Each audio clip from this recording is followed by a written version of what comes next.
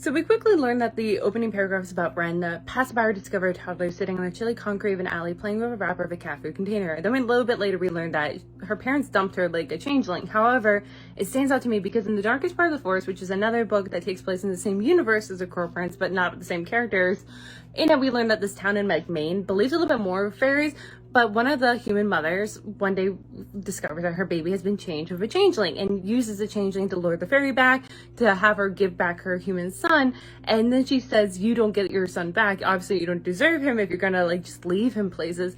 Because the fairy, at least this fairy mother though, acted kind of like particular birds that leave their eggs in another bird's nest hoping for that bird to raise them, and often that bird does raise them. But whereas Ren's parents don't do that, they don't leave her in another parent's nest. She is just dumped and hoped for the best. And this is so strange coming from her parents that are basing their power on this child. Like, they don't have power, they don't have anything, they're underneath the rule of Elfheim, the king of Elfheim, and in order to get some power they have to use their child to kind of like circumvent their like vows that they had made, and yet they just dump this child. I love this line even though it breaks me when she thinks, as a child, Ren read a lot of fairy tales. That's why when the monsters came, she knew it was because she had been wicked. That she, you know, it's such a child's way of thinking that obviously the monsters had come because I had done something bad. I had said something terrible when it's not her fault and she's blaming herself. And I think this little nugget of blaming herself is not apparent going forward, but it is there underneath the surface.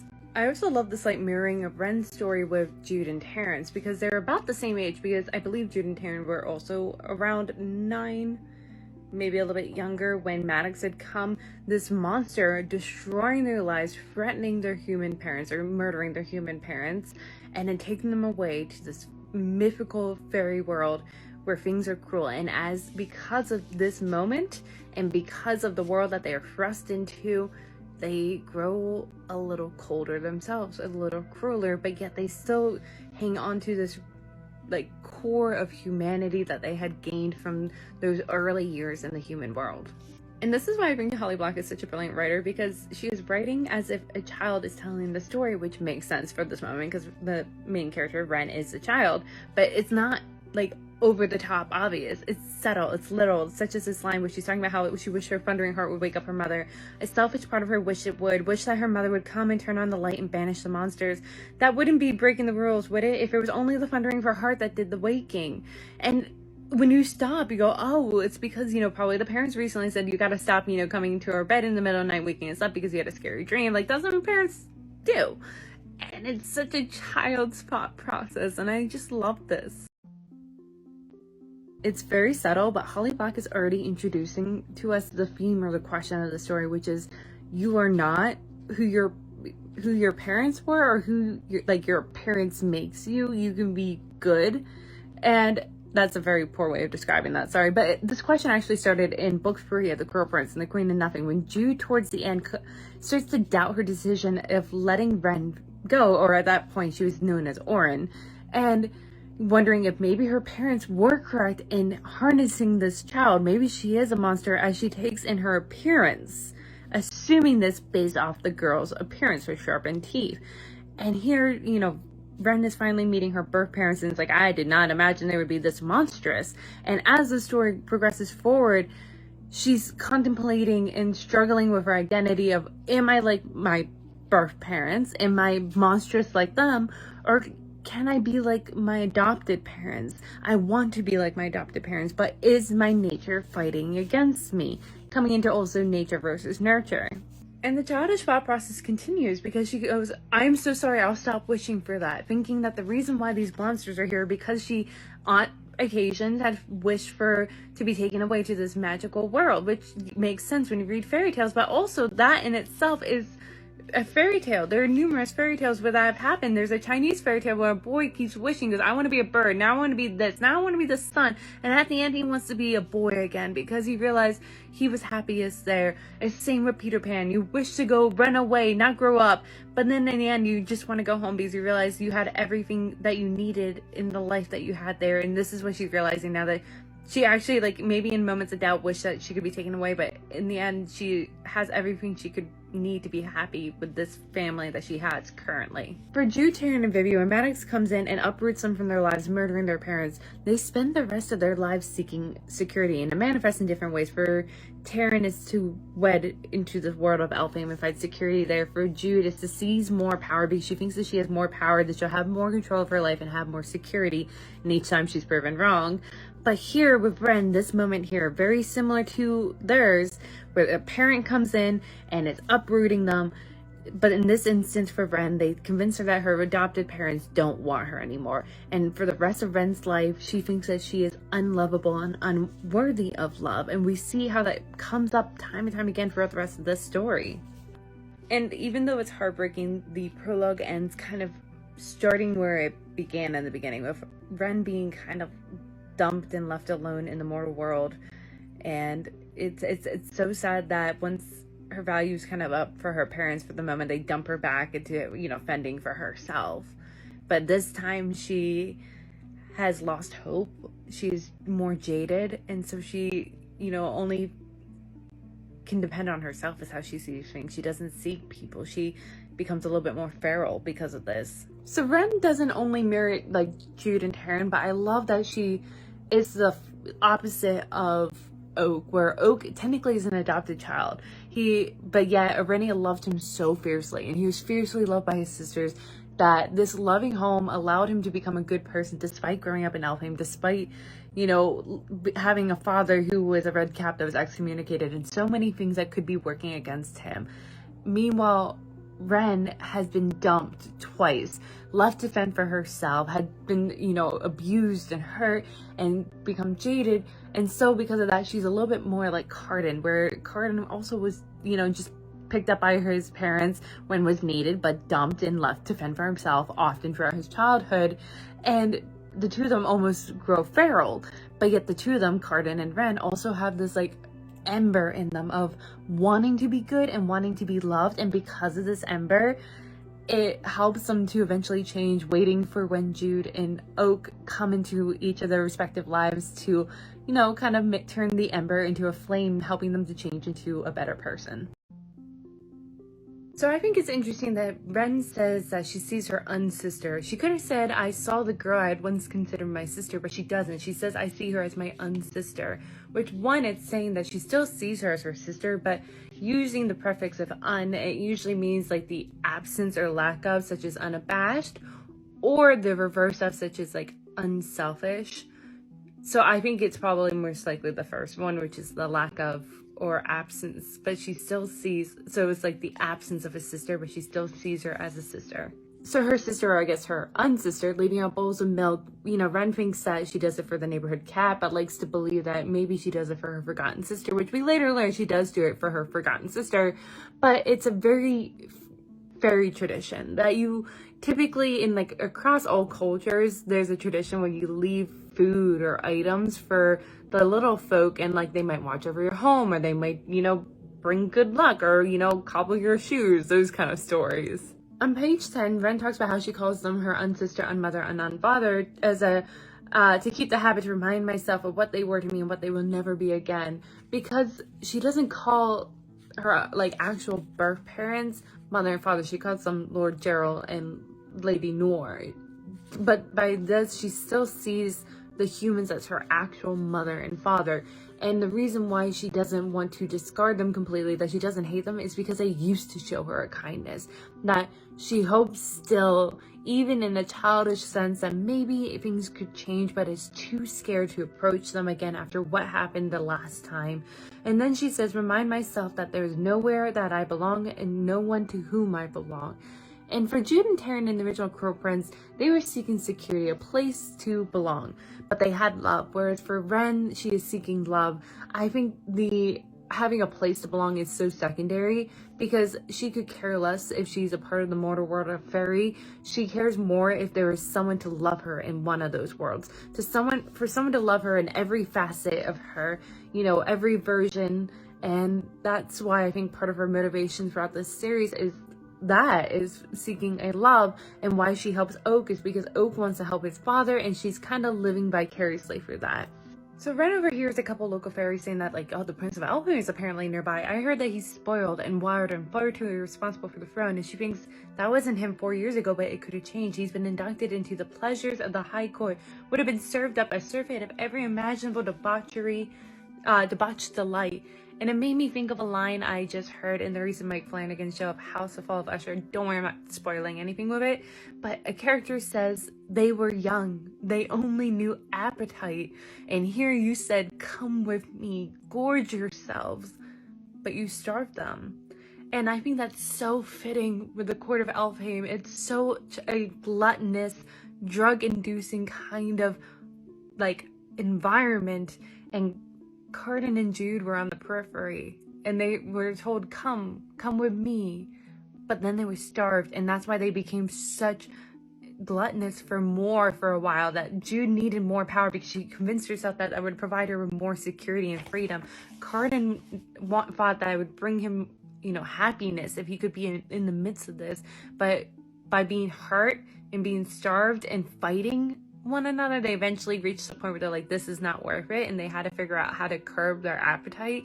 But I think it's interesting with Oak and Ren, because Ren saw immediately the negative side of this and didn't want anything to do with it, so she's been existing in the mortal woods away from Fairy, and Oak is slightly tempted at times, but I think his sisters have become his, like, moral voice.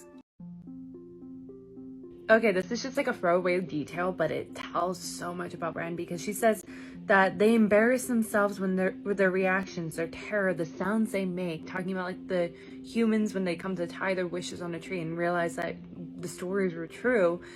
But that sounds so much like something her other parents would have said, that Lord Gerald and Lady Nor would have made comments like that. So even though she hates the two of them, a part of her did kind of internalize some of their messaging. Even though she hates it, it's still inside of her. So appearance is going to become a big thing throughout the story, and Ren points out here that, she's so monstrous looking that both mortals and fairy alike flinch, that she can't hide. She isn't, like, at least beautiful in that strange way that the gentry are. She looks monstrous, and people assume she is monstrous then. And it's not just mortals, but also fairy. They assumed that in Elfhame. Jude assumed that at the end of Queen of Nothing, that maybe her parents had reined her in for a reason. Maybe her appearance is a sign that she herself is a monster too. And part of her then starts to wonder, should I stop fighting it? Maybe I should just lean into being a monster, which is a very similar journey that Carter went on to, that everyone assumed that he was a cruel, lazy, debauched prince, and instead of continuing to fight that assumption, he just leaned into it for a while because it was easier. By the way, I love this fairy tale element of this bargain that the mortal goes into, where it's like for 7 months and 7 days to give a cube of flesh, and the folk didn't care if it was from another human or from himself. It's whatever, as long as you pay. And it turns into this desperation, and you're carving away yourself, and it's so disgustingly Brothers Grimm, Edgar Allan Poe-esque, and it definitely fits with fairy folktales. I also really love this detail that we learn here on page 15, that it took her a better part of a year to realize that Lord Gerald had enchanted her other family's love away. So there's a chance that they could still love her, but she is still too scared to know for sure if they are scared of her true self to even attempt seeing them, even though she yearns to see them and see if they could still love her as they had once loved her, but her fear is keeping her back. There's so many ways that Ren's like Cardan, but another way is that even though she sees herself as monstrous, she spends her time trying to undo every curse that she discovers, just as Cardan leans into being cruel, but yet he spends some of his time helping to free some of the mortals under Balkan's, control. Ren in this moment is so sad but so understandable, that even though it causes her pain to be this close to her unfamily, she can't find herself pulling away, because that was the only time in her life she had been loved and been happy, and so she keeps being drawn back to it like a moth to the flame, even though she knows it will burn her. This is one of the reasons why I think Holly Black is such a great writer, and that is because her characters are so complicated. Because throughout this chapter, we've seen Ren call herself a monster, yet her actions contradict her. Because here she says, Deeper than my desire to be safe, though, I want my unfamily to live, even if I no longer belong with them. She's putting them above herself, but yet, simultaneously, there are a selfishness to her desire, because she then says, were they gone, the last shred of what I was would be gone with them, and I would be set adrift. She needs them for her own, moral compass. Without them, that she is afraid that she will then turn completely into a monster. So part of her is doing it for her own selfish desire, but part of it is also out of love for them.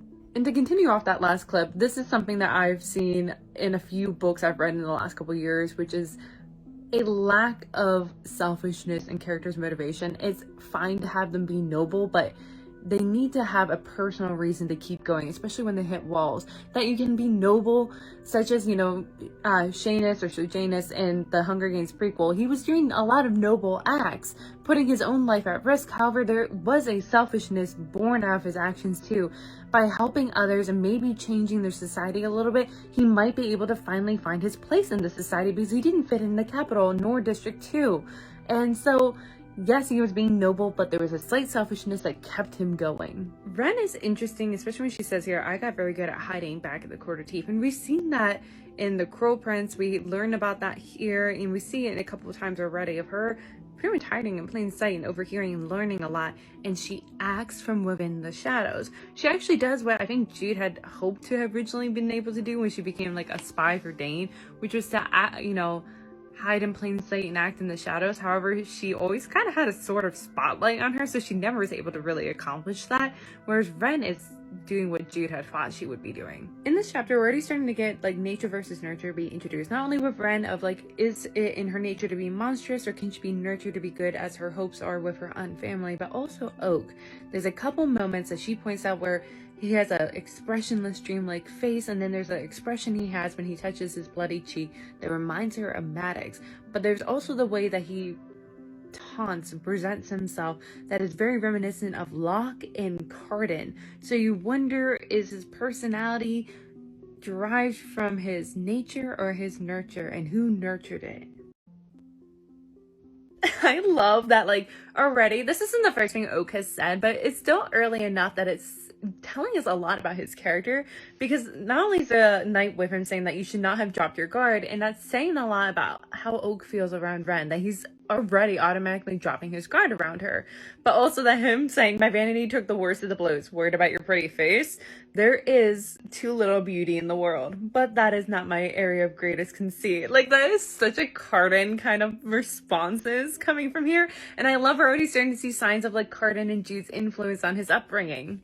Upon first reading, I really didn't want Oak to inherit the throne. I still kind of don't. I really still love Cardan and Jude, even though we haven't actively seen them ruling, but I just know in my head that they're amazing rulers because they balance each other out and they would are just perfect. But upon this second reread, I'm really noticing now that Oak is the perfect combination of the two of them, all in one person, the good and the bad of them. He's Jude's loyalty, even to family, and the difference is now that Jude isn't going to support Maddox, but she also has a decade of experience on her life, and she knows a little bit more the worst of Maddox, whereas I think Oak was kept away from knowing that.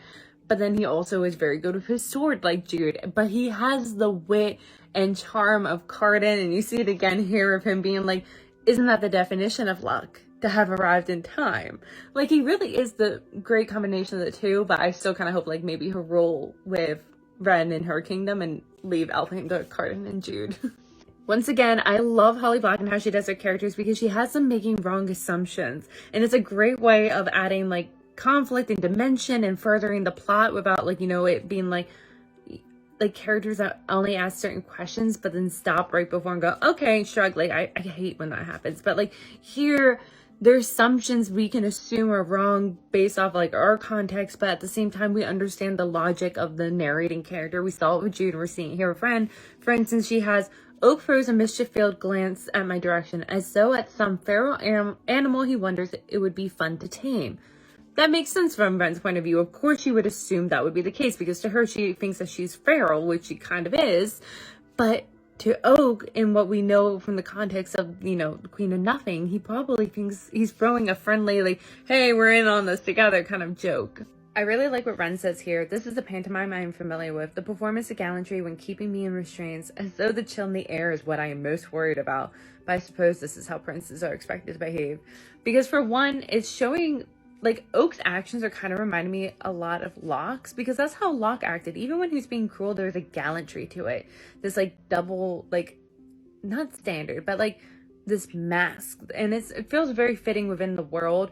Like the rest of Elfhame kind of feels like that, but like I wonder if it's something that Locke and Oak have learned by being a part of court life, or if it's something that's within their nature, because Locke and him they're at least partly the same creature and they have the same mother, and we also know that between the three of them, like Locke, Oak, and the mother, they all are extremely flirtatious, and that has something to do with whatever creature they are.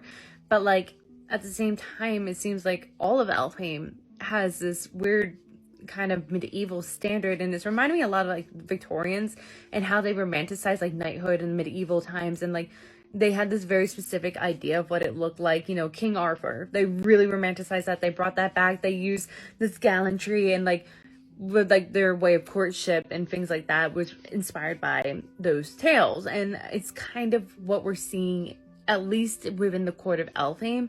I'm not sure if we see it as much in the other courts. Ren's reaction here of how she says that I'm used to word games like this where there's no right answers and every wrong answer leads to punishment, so she keeps her mouth shut. But like Oak tries to give her a courtier smile, the kind that's supposed to convince you it's okay to relax your guard. I tense up to that even farther. Shows that she's not like Taryn, where she would be easily swayed, even though she knows to keep her defenses up. It's still easily swayed by it, as we saw with her and Locke. But she's more like Jude, because like Jude, she physically felt the repercussions of this world. She knows how terrible it can be. Taryn was aware, but not the same extent that Ren and Jude were aware of the ugliness of this world. While I hope that Oak is a good person, I like that he's gray, and I still hope that he will be, but like I don't blame Ren for putting up more defenses when she sees that he has a prisoner bridal, because she would have hoped that, you know, from their two past experiences before this time, that he would at least be aware that this is a punishment that no one deserved. And she could be thinking, like, are they, you know, slyly trying to threaten me here by having this here?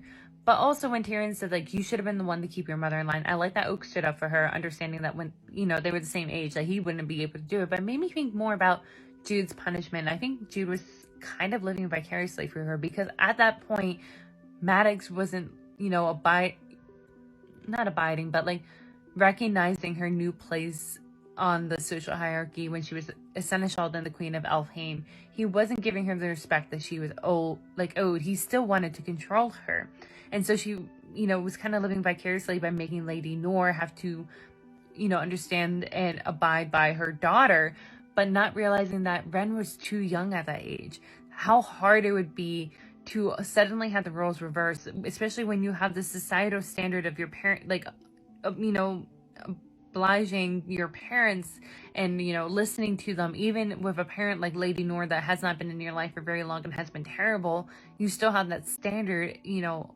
on you. She's lived with human parents. She had to listen to her human parents, so she assumed she would still have to continue. Even Jude at her age at that point would probably have a slightly hard time ordering Maddox around from the day to day. The only reason why it was successful for her was because she had sent him away. Ren notes that Oak is half listening to this interaction between her and Tyrion, of him being like, well, how am I supposed to, you know, address you, your highness? And she's just like, Ren. And I think for him, he's seeing someone like him, where Oak wants to shrug off his place as prince. He didn't want that, never desires to be the heir and future king. And I think he sees someone similar in understanding with Ren, and I think that's why he trusts her a little bit more than he should. However, in Oak's defense, I like that he treats her like a human, not like a human being because they're not human beings, but like with humanity, not like the feral animal or the monster that others automatically assume when they see her. Because that's the assumptions that everyone makes the first moment that they see her, because of how she looks, because she was the queen of the Quarter Teeth, and Quarter Teeth's, you know, reputation thanks to her parents. They assume and implied it on her, even though they never gave her the chance to show her true heart and her true character. They just planted their own assumptions on her, just as they had done with Cardan. What Ren says here is very interesting because she says, I know how precarious it is to be a queen without power, controlled and thoroughly debased. That could have been Oak's fate, but if the prince bears his father any ill will, it doesn't show on his face. And either that means that Oak didn't connect the dots or allow himself to connect the dots, or Jude didn't point out what it would have been like if Maddox had won. Most likely, I don't think Jude would have brought it up because it would have been relevant. So that means that Oak didn't think about it for himself. What would have happened? I think all he has thought about is that he, unfortunately, is Jude and Carden's heir, and what that means. What Jude has probably thrust upon him, not realizing what it was going to be like if Maddox had beaten her to it. And that has allowed him to continue to love his father figure. And I think it's interesting because we're kind of once again giving like a 2.0 of a very similar dynamic that Jude and Maddox had, but now with Maddox and Oak. But it's just slightly different, but very similar. Once again, we're seeing a wrong assumption from Ren's point of view, but it makes sense because she doesn't know anything about Oak. She's basing her opinions of him on his appearance and, you know, the general knowledge of other princes. Like, for instance, here where she's saying that, like, what he's doing here is probably because of ambition. If he delivers Lady Nord, then he could ask a boon of his own from the High King and cement his position as heir, effectively cutting out any future children out of the line of succession. That's exactly what Carden's siblings would have probably done. So it's reasonable for her to make this assumption because she doesn't really know Oak. But if she stopped and really thought about the version of Oak that she had known, this isn't his ambition. But at the same time, he could have changed over the years. I also love when Ren's remembering the time in Queen of Nothing, pretty much when they proposed marriage between Ren and Oak. She was hopeful because she looked at Oak's sisters and saw that they were mortal and thought that meant they would be nice. But then Jude kind of made a face. And I think she was also hopeful because if these mortal girls could exist in this world and love other fairies and have even their brother and see him as precious, couldn't they have loved her too and looked past her monstrous state? But obviously they couldn't. And I think that also solidified even more that she is other and undeserving of love in her opinion. So this chapter opens with a flashback to an event that happened in Queen of Nothing, which was the attempted arranged marriage of Oak and Ren. But we're seeing something that we wouldn't have seen there, which is that Oak had snuck off to go to the outskirts of Maddox's camp where he came across Ren, staked to a post like a goat. Her describing it like that means that she was very much aware that she was the sacrifice. That if things were to go wrong, her parents would have thrown her up on the dais and hoped that this current king and queen were either dumb enough or lazy enough to accept her as the punishment, being like, well, she's the queen, punish her, and they would have scurried away like the cockroaches that they were. But it also reminds me of something that happened in the last chapter, which is her being very critical of Oak when, you know, she shivered. He put his cloak around her, thinking that she was more so bothered by the cold and not by the fact that he had bound her hands.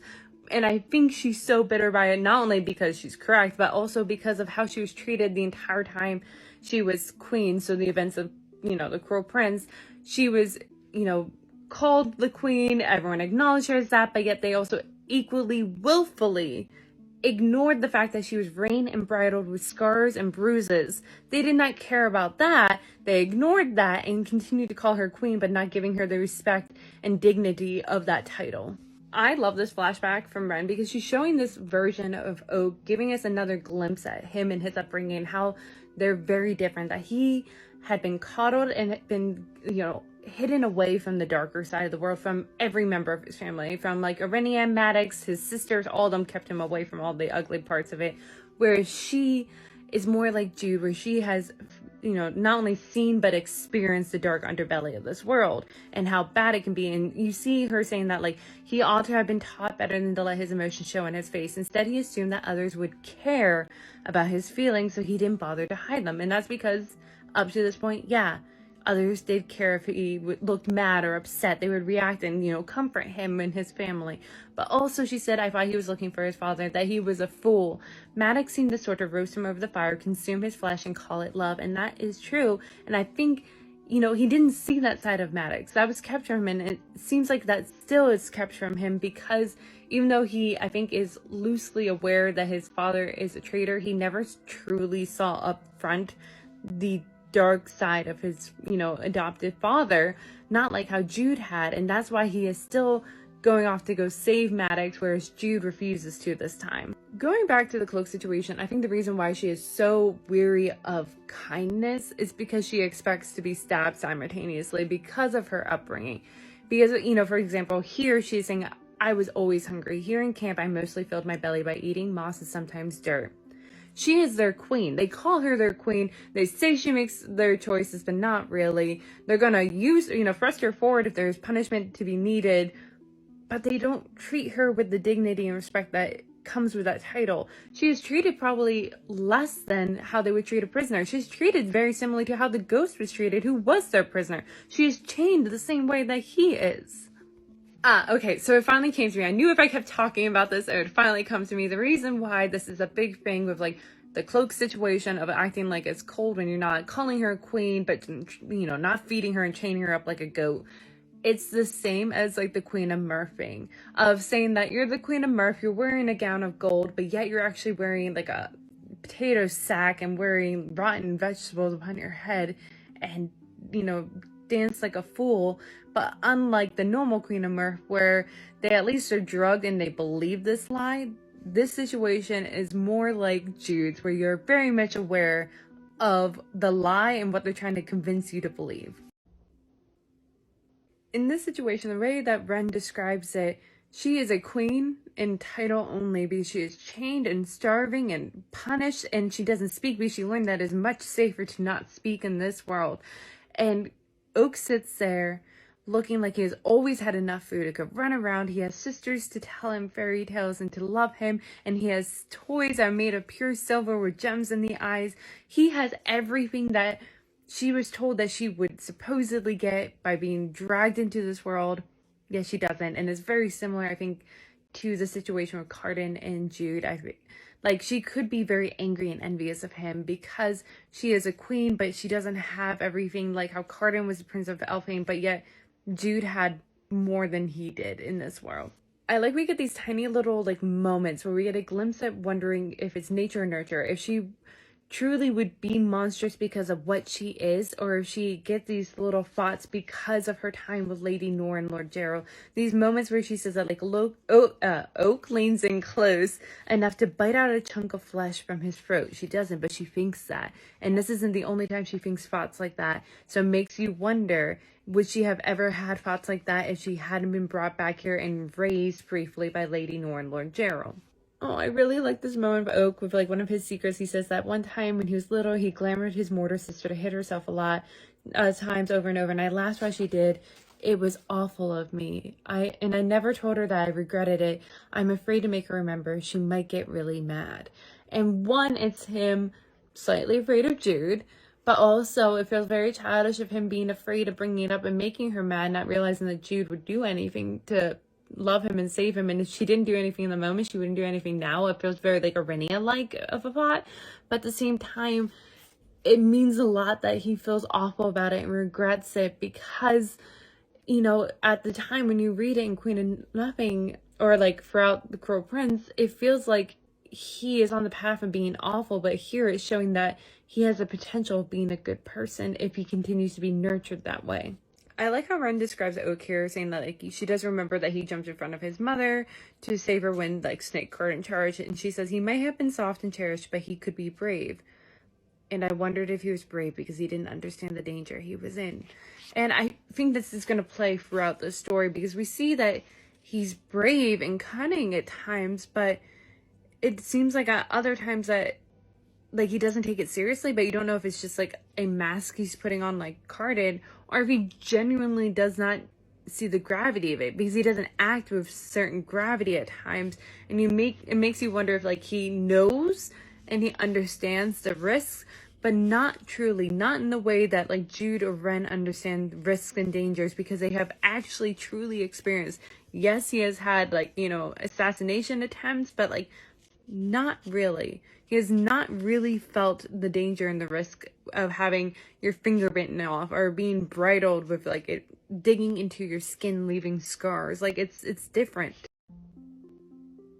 Despite being wary of Oak and continuously telling herself that she needs to be because he is a Prince of Elfame, and so far everything in the world of fairy has only burned her, A part of her does trust Oak, not only because he is handsome, but the reason why she goes along with him is that she has a couple moments like this of him helping her escape her bonds and playing just a game of sorry, eating pie with their hands. Like, it's a cute, childish, happy moment, and we see that she is happy here. Even though she's worried of being caught and taken away, and like punishment is still like that's still in the back of her mind, but I think this is why she does go along with Oak in this instance. I love her getting a glimpse out of Rennie and Oak's relationship here, of her being like, is this how, Vivi and that Heather girl allow you to act out in the mortal world? Acting like she didn't spoil him herself too. And him saying, go away, which like is, I think him starting to assert his dominance. He's starting to go through what every child goes through, which is trying to separate yourself from your parent to become your own person. And, which is what Jude and Max go through throughout the Court Prince. But also her saying, there's a rumor that the monster child from the Court of Teeth is missing. She doesn't say the queen of the Court of Teeth is missing. The monster child. That is how they are describing her. And that, I think, is going to leave an imprint on Ren. This line is heartbreaking because we have Oak saying, I have ring pop somewhere here from trick-or-treating. I went as myself. There's something horrifying about that, but some part of me wish I could have done it too, because she knows that she had gone out as herself. Not only has her own family already screamed and kicked at her, she would have been ran away by an angry mob if she had attempted that. Whereas he is a version of a monster where like he could have gotten away with it not only on Halloween, but also on any other night. Someone would have probably saw him and been like, oh, he's just in costuming. Not Pot Twice, where she looks like a legitimate monster. She is the monster child of the Court of Teeth. So automatically there's a difference. Automatically, just based off their appearance, if you strip them away of all their titles and supposed titles and supposed privileges and just look at their appearances, he is at a slightly more advantage position than she is. I'm up to chapter 4 and I'm like, how many pages is this chapter gonna be? Just like to get an idea of roughly like maybe how many chapters I'm gonna get through today. This one chapter is like 20 pages, and it's not the first time in this book, and I was like, oh crap, I think I'm only gonna be able to get through like one chapter, but it's gonna be like 3 parts again. But I was like, how is she doing this? So this, in her other original trilogy, there's roughly about between 25 to 27 chapters, but they're fairly like reasonable sized chapters, like about on average 8 to 12 pages. This book is only 17 chapters, and that's why they're 20 pages, and that's why I think you're going to be getting a lot of chapters with like 2 to 3 parts. Once again, we're seeing that Ren was queen in only but title, and even then she didn't get the like benefits that come with that it makes you wonder like what were her parents' actual plans, because they weren't even gonna like pretend, they weren't gonna put up an act like she really was in power. Like it's almost as if they had put up a cardboard cutout of her as a queen to stand in front of them. Like that's how flimsy their plan was. And we see here when like Oak asks if she knows how to ride a horse, and she says that she returned him the look he deserves. In the Court of Teeth, I was instructed on almost none of the things that a child of royalty ought to know. I was barely taught to use my own magic, leaving me as I am, with weak spells, poor etiquette, and no familiarity with fairy horses. She is worse off than like even Jude and Taryn were, but also it's interesting because she keeps calling him a child of royalty, which yes, he technically was always born an heir, but no one knew that till he was about 9. He was thrust into this title just as she was thrust into hers, but she doesn't know this history of his. Oak's response to Ren saying like pretty much that she's never ridden a horse before, him saying, no, and yet you would look so well with your hair whipping behind you, wild as the folk of old. And it's so flirtatious, and it sounds like something Locke would say, but I think the difference is that even though Oak is technically kind of using her, he genuinely is flirting with her. At least that's how I'm interpreting it, whereas like Locke used people to use people, and usually his compliments were backhanded. But to Ren, it makes sense also that she would be a little defensive, because usually when someone's being nice, she gets smacked or hurt in the end. And by the way, if you haven't seen my other videos and you don't know this detail, Oak is Locke's half-brother. We learned this in the original Court Prince series, so that's why I'm making a lot of comparisons between the two of them, because it goes into my nature versus nurture argument. Actually, now that I think about it, his compliment, the wild as folk of old, does also kind of sound like something Carden might say too. Interesting. And Tyrion saying to like Oak, you can't help charming every snake you come upon, no matter how cold-blooded or vicious, makes me once again think of both Locke and Carden. Like that would be such they would also charm. We watched them. They charmed Jude, both, even though she was very obviously a vicious, cold-blooded snake herself. And it's interesting because I never really thought of how similar they are, that they both charm, but yet the way that they charm is slightly different. Like the tone is different, even though the words are the same. What Hyacinth says to Oak here, that isn't that sweet. Riding your sister's horse into battle. Have you anything of your own, Prince? Or just girls' cast-offs and scraps? And it's interesting because it's true. But Oak here, I think he is trying to find his own place. He is at the age in the development. He's 17. That's typically when you're trying to, steer away from the rest of your family, find your own identity, forge your own path. And up to this point, he is a lot of the cast-offs and scraps. Not only in that flashback when he's Jude's sword, or even here when he uses Taryn's horse, but also just like his place as heir is given to him by his sister, by her own sweat, blood, and, force. His, Ren is a cast-off from his sisters. Things like that. There's so much that has made up, like even his personality is made up of like being around Cardan, Jude, Taryn, and Vivi. And yet here, I think he is trying to step away from them and trying to forge his own path and become his own person. But yet Hyacinth is right. He has not done that yet. Oak calling Ren Lady Ren is interesting because to her, she might think it's mocking, especially if Taryn had said it would have been mocking. But I think Oak is being genuine and giving her the genuine respect that she is due as technically the Queen of Quarter Teeth. But yet it's simultaneously identical to him putting a cloak over her, thinking that she's cold and ignoring the fact that he had bound her hands. It's like putting a band-aid over a bigger problem and then blatantly ignoring it. Yet simultaneously, it means a lot to me because in Queen of Nothing, we saw that Maddox did not call Jude by her title, nor treat her with the respect that her title deserved, either as, Seneschal or as the Queen of Elfhame. And I think it's interesting that Oak's trying to give it to Ren here and help her almost kind of step away of thinking of herself as like a feral monster. But there's a lot more to it, and I can't uncover it just yet. I need to pick at this a little bit more. I think it's interesting that when they reach Ren's like little hideaway that she's been living in, they hit the spell that protects her place, and he turns with a swift accusatory look, then reaches into the air and swipes it away as easily as if it were cobwebs. First off, it did affect him, but he was aware that there was a spell there. But like, I don't know why his accusatory look, like she might be right that he is accusing her and thinking that she was going to use it to run away from him, but like I feel like there's more to it, and I don't know just yet. I need to think about it more. But like, the thing that hurts the most is that this is a spell that she'd put all her effort in. She just said at the previous page that she doesn't know much magic, but she had put all her effort in protecting herself and keeping herself hidden and safe. And he wiped away with a swipe of a hand as if wiping away a cobweb. That's how easy it was for him to wipe away all the work that she had put into putting in that protection spell. When Ren packs up her few belongings, we literally see what little she has in this world.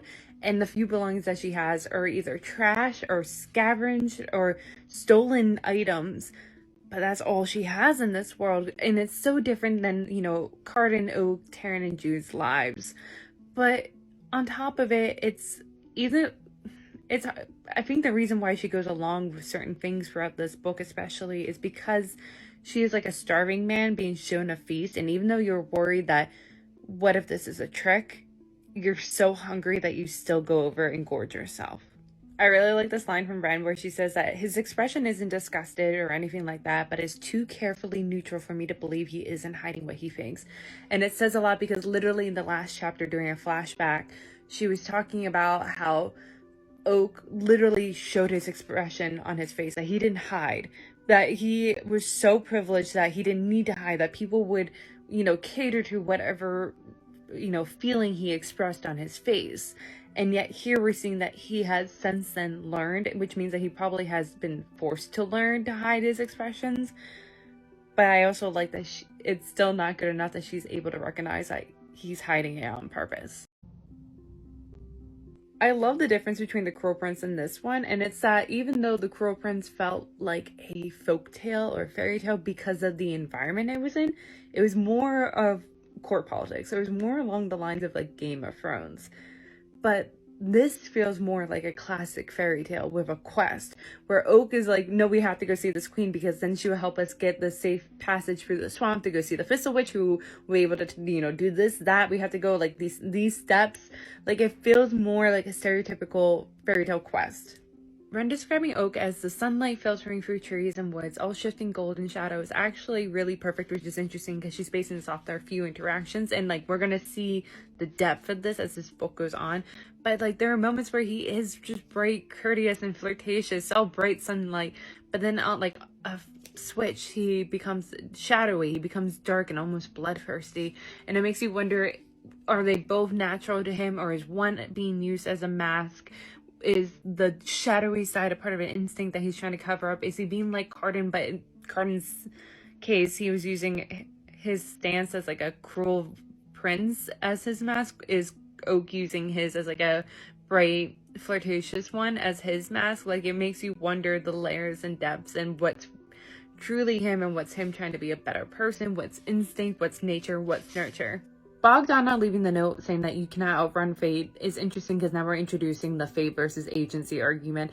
I don't think fate's really involved. I think it's just in a very elaborate plan on Bogdana's part, but it's now introducing how much agency did Ren really ever have in her life, even in moments that she maybe thought she did, because is it like, did she ever really truly make a choice for herself, or did Bogdana just make the illusion of choices, but there was always a path that she was being shoved towards? When there's a really cute moment, my heart jumps. I don't know how to describe the sensation, but I got that sensation when Oak, they're being attacked and he helps her up on the horse and puts her in front of him, because the last time they were in the horse, he had her behind him. This time she's in front because he's wearing chainmail and he's hoping that if they're getting shot at, he can protect her. This is so and I love that Cardan wasn't a fighter, because I really love that Jude was and Cardan wasn't, and he used what would be a stereotypical feminine way of maneuvering through court politics. I love that about Cardan, but I really love right now Oak being get low, and he turns to her horse and with his teeth gets a crossbow ready, sir. I really enjoyed this interaction between Tyrion and Ren here, because for one, he's calling her out being you have a suspicious mind, that she jumps to certain conclusions, which reminds me a lot of Jude, which literally Cardan says that she assumes the worst out of everyone, and sometimes she gets the pleasure of being correct. But also, her proving that she does pay attention when she calls out being it's better than being the lover of a traitor, and seeing that her, hit had landed, meaning that she jumped to the right conclusion, and they're showing that even if she's not saying things all the time, she is watching and taking things in and is smart enough to make certain assumptions that are often correct. With Hyacinth, we're being introduced a very interesting dynamic, which is that he is loyal to a fault. He looks like he would be the bad guy because he didn't switch sides when it was convenient. That he hasn't technically sworn an oath with Lady Nor, but it seems like he would be on their side still, because not only is he still loyal, but also that he is in this cursed form. But on the other hand, his, Tyrion was with him initially, but then switched sides. So how do you know he's not going to switch sides again? Which brings into this, how long are you on the one side? If you're on the right side now, will you stay loyal to that one side? If you're loyal to the other side, how do I know you're not going to betray me? Both were equally capable of betraying and hurting you. I think I just realized something I didn't notice the last time, which is that where Oak's saying hey, at least we learned something of Lady North's capabilities, Tyrion says, and you want me to tell you that that was worth you being poisoned, and Oak responding with, I'm always being poisoned. Alas, that it wasn't blusher mushrooms, which is one of the ones that Jude used to self-poison herself with after meeting with Dane throughout the rest of Cruel Prince in the beginning of, Wicked King, the second book. And I think it's showing that she has Oak doing the same thing, because she's probably a little paranoid, but rightfully so, because not only did it prove useful for herself, but also Cardan was poisoned by his own brother in the Wicked King. So it's interesting that he's doing this. I love the subtle way that she's showing that Ren has a crush on Oak without telling us, but she has not said that outright. She's only said to herself that he is attractive, but here we're seeing that she's making comparisons, saying that she's no court lady of lips of carmine and butterflies in her hair. I am scrawny like a stick bug, and it's a very specific comparison, specifically comparing herself with a court lady that Tyrion has said that has had relationship with Oak, and then her taking the time to clean herself, like genuinely running the bathwater numerous times to genuinely clean her hair, whereas I don't think she ever cared to have done it before he entered it.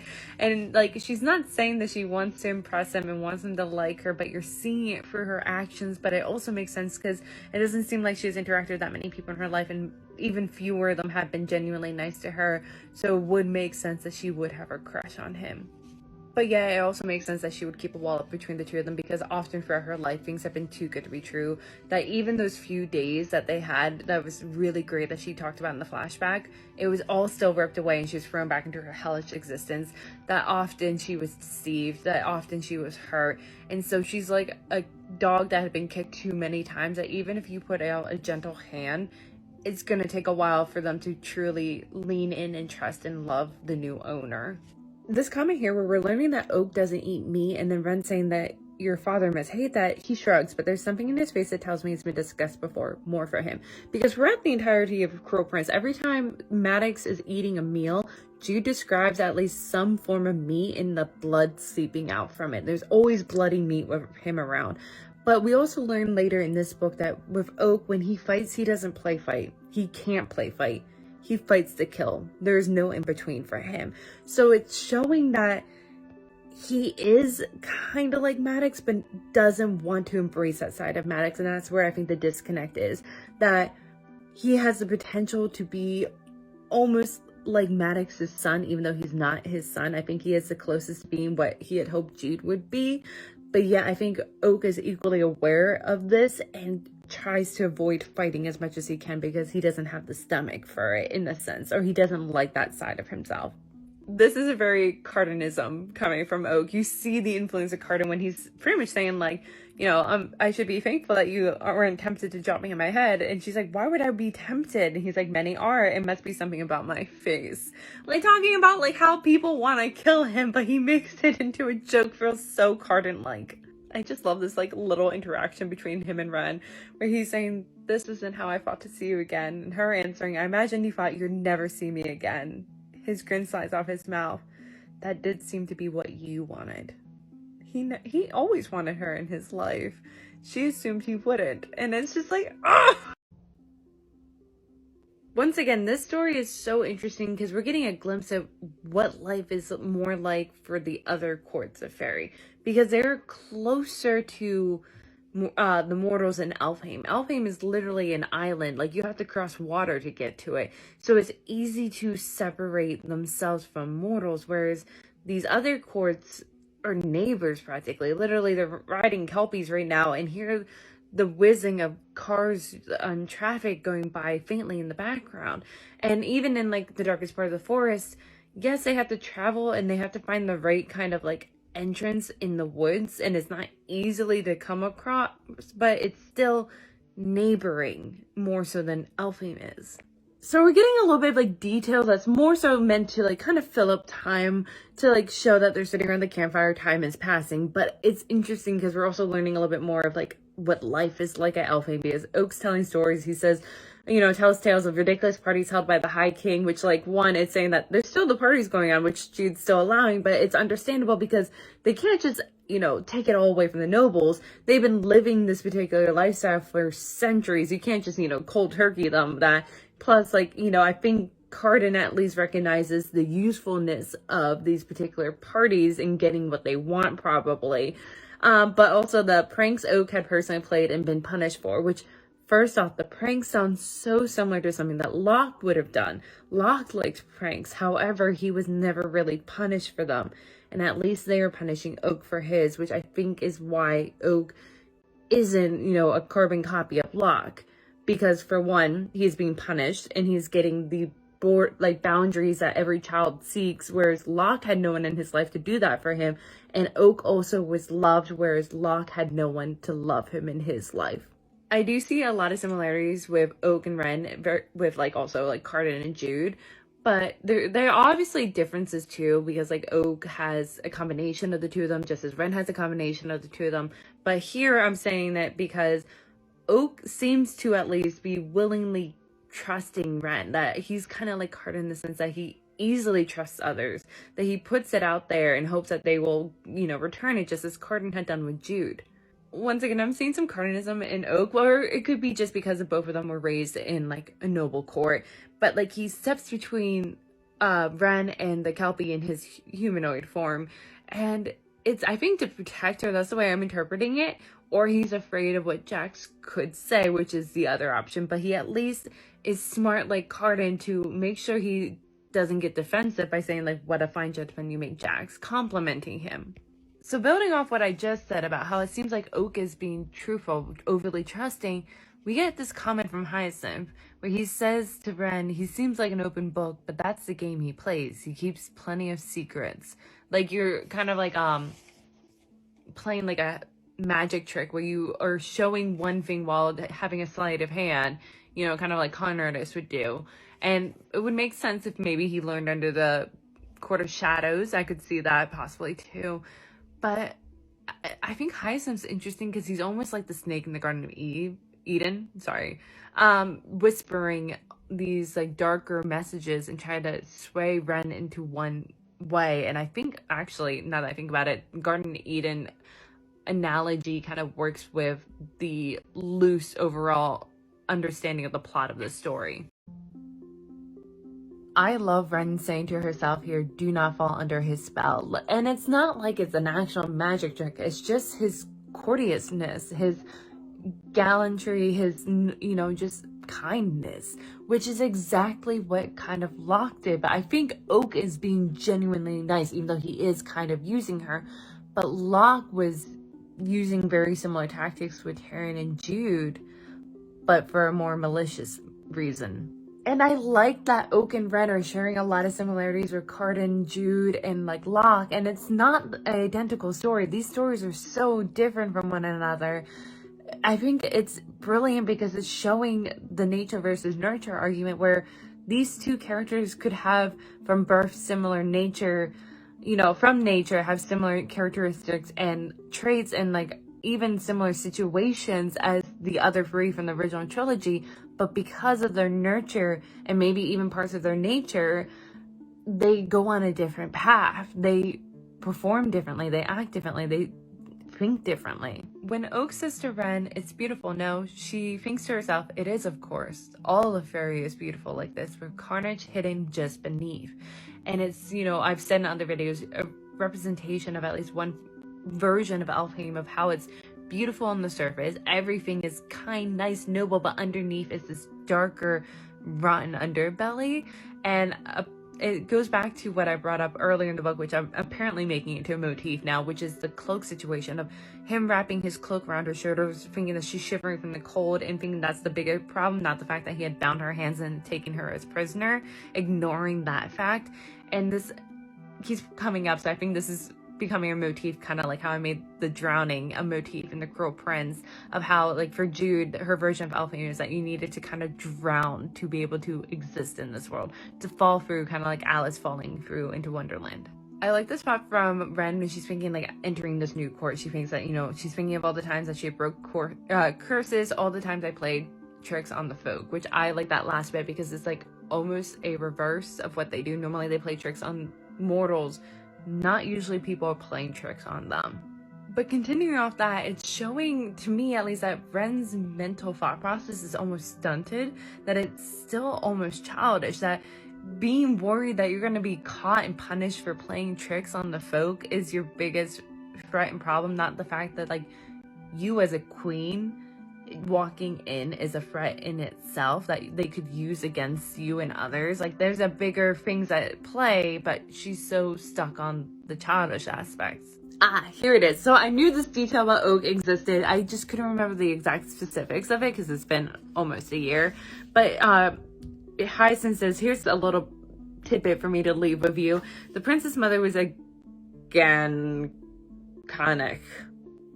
That's going to be fun to do in subtitles later. I have no idea how to pronounce that. But he says, a love talker, honey mouths. We used to call them back at court. And we see that definitely being inherited by both Locke and Oak. And that's why I keep bringing up their, like, his parentage and heritage and stuff like that, because you definitely see that aspect being a big part of the two of them. And I think it influences also how they interact with others. I love that we don't get a backstory or an explanation, but I love that this one line tells us so much about Ren and her backstory, and it gives her a little bit more of a Jude quality. When she's like shown to a new room, she says that I take a turn about the room, looking for spy holes, secret passageways, and hidden dangers.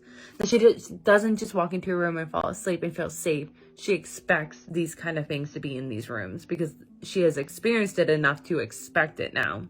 I think this tidbit that we get from the seamstress we should hold on to, because Ren, I think, is fighting against a lot, her past, her nature, her upbringing, and a part of her wants to be good, but a part of her, I think, is afraid of this inner monster that she might have, and it seems like the seamstress smelled it out. Even though Ren has never said it to us, the seamstress smelled out that she smells destruction and ruin. I can practically smell it on you.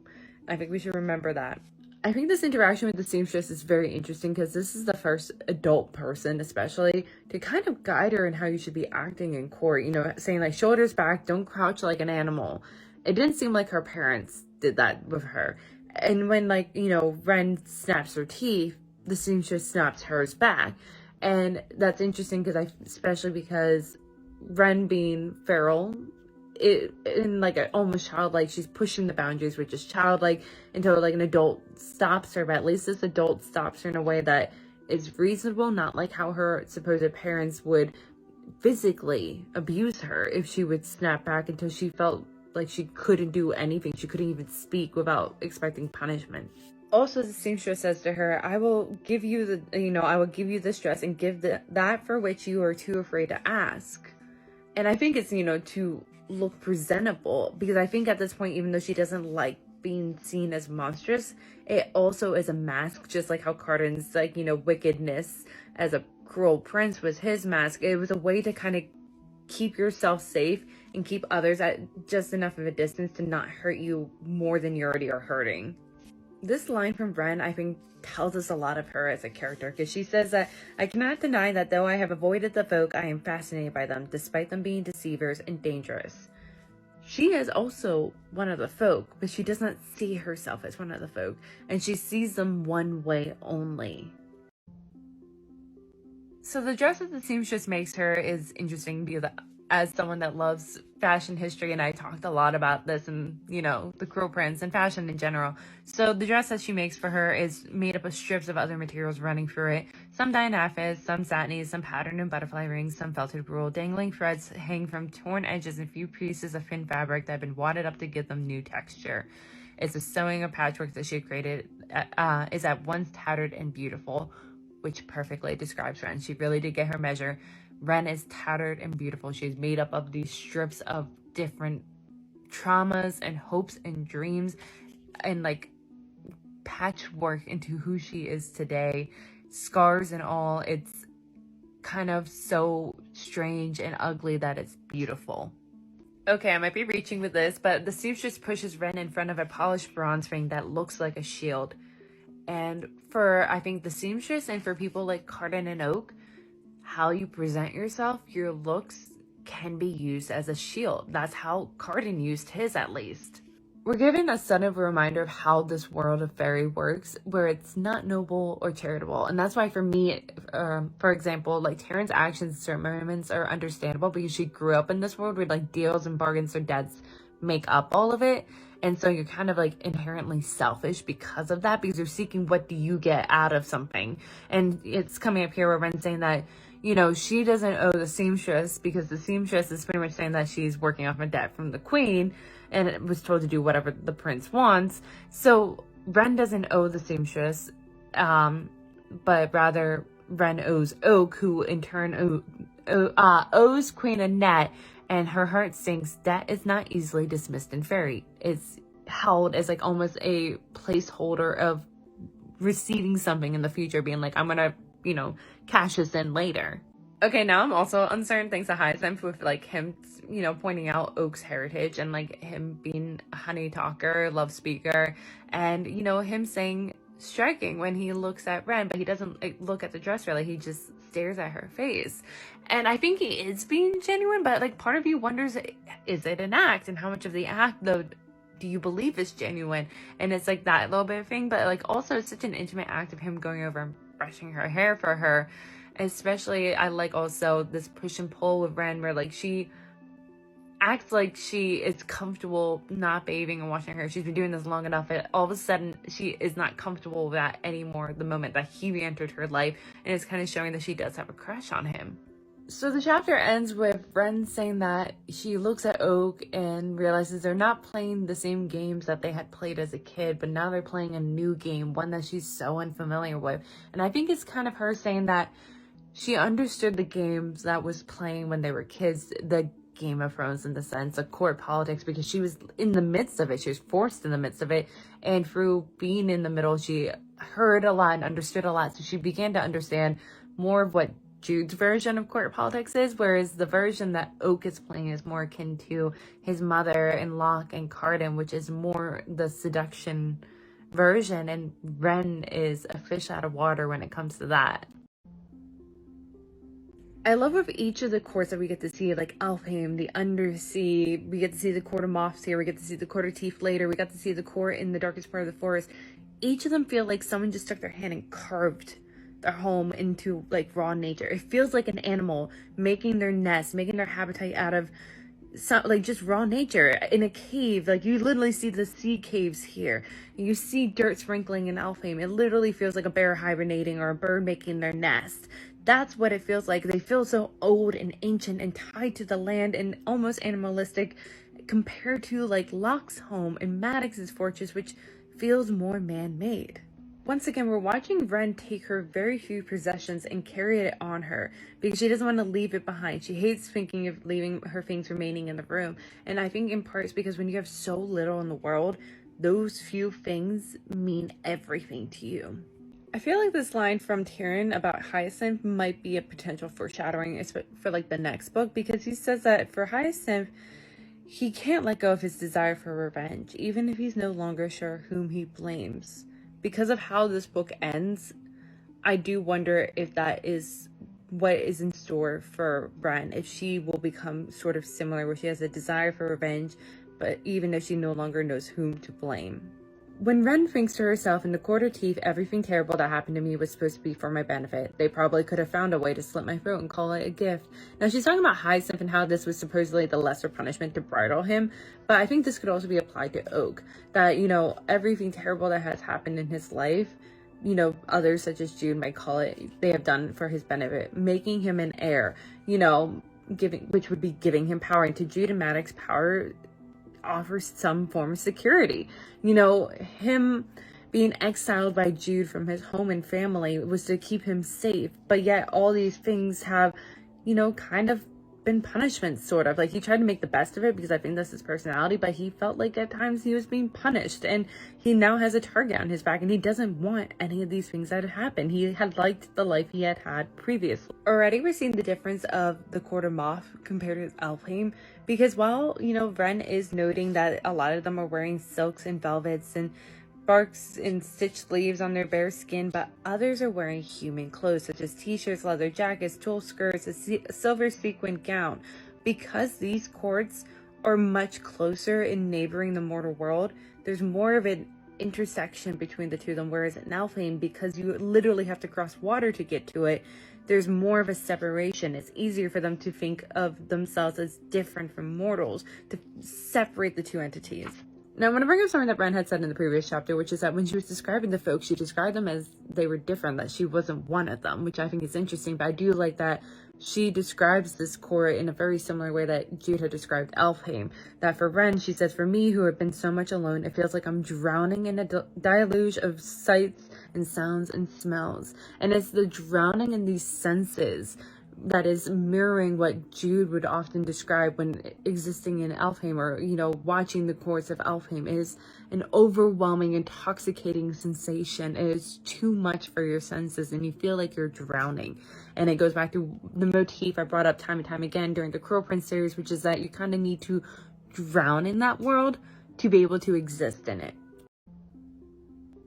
I like that Ren says here that she knows nothing about politics. Like, she learned a lot of things living on her own in the woods, but she doesn't know anything about politics. But it kind of contradicts what she thought at the end of the last chapter, which is that when they were kids, she knew the game, but the game that her and Oak are playing now, she doesn't know the rules. She felt like a fish out of water, which is the game that Oak was playing was kind of more of a seduction game, whereas the game that they were playing as kids was a lot more court politics. But I think she wasn't aware that it was court politics because it was a grander scale of court politics, whereas what they're entering into now is on like a smaller scale. It's the scale that Carden normally acts on, which is how you talk, how you act, the particular way you word things. You need to be brilliant in that. I love reading this interaction between Oak and Queen Annette because, as Ren was pointing out, there's a certain dance going on between the two of them. That there's a certain way that they're speaking where they're saying things but leaving a lot unsaid. It's a certain politeness, courteousness, this like very fairy way of talking. And we saw it a few times in The Cruel Prince, but there wasn't very often that you would see people such as, you know, Oak and Queen Annette with places of power and more to give and more to lose interacting. So you have to be careful with your words. When Queen Annette says to Oak, the High Court won't help your father, will they? Does that sister of yours even know you've embarked on this quest? It doesn't tell us, but if you read behind it, you can decipher what she's trying to show that she knows, which is that she's aware enough of Jude and her typical actions that if Jude had actually cared, she would have gone and handled this situation herself, which is telling us that she still kind of does that, because we saw an instance of that in how the High King learned to hate stories in Carden's novella. That was still them being fresh monarchs, but from this you can gain that often Jude still likes to handle situations on her own instead of, you know, giving it to other people to handle. So it's interesting to her. She's thinking, yeah, your sister doesn't know that you're off to do it, especially as the heir who she has kept hidden and safe.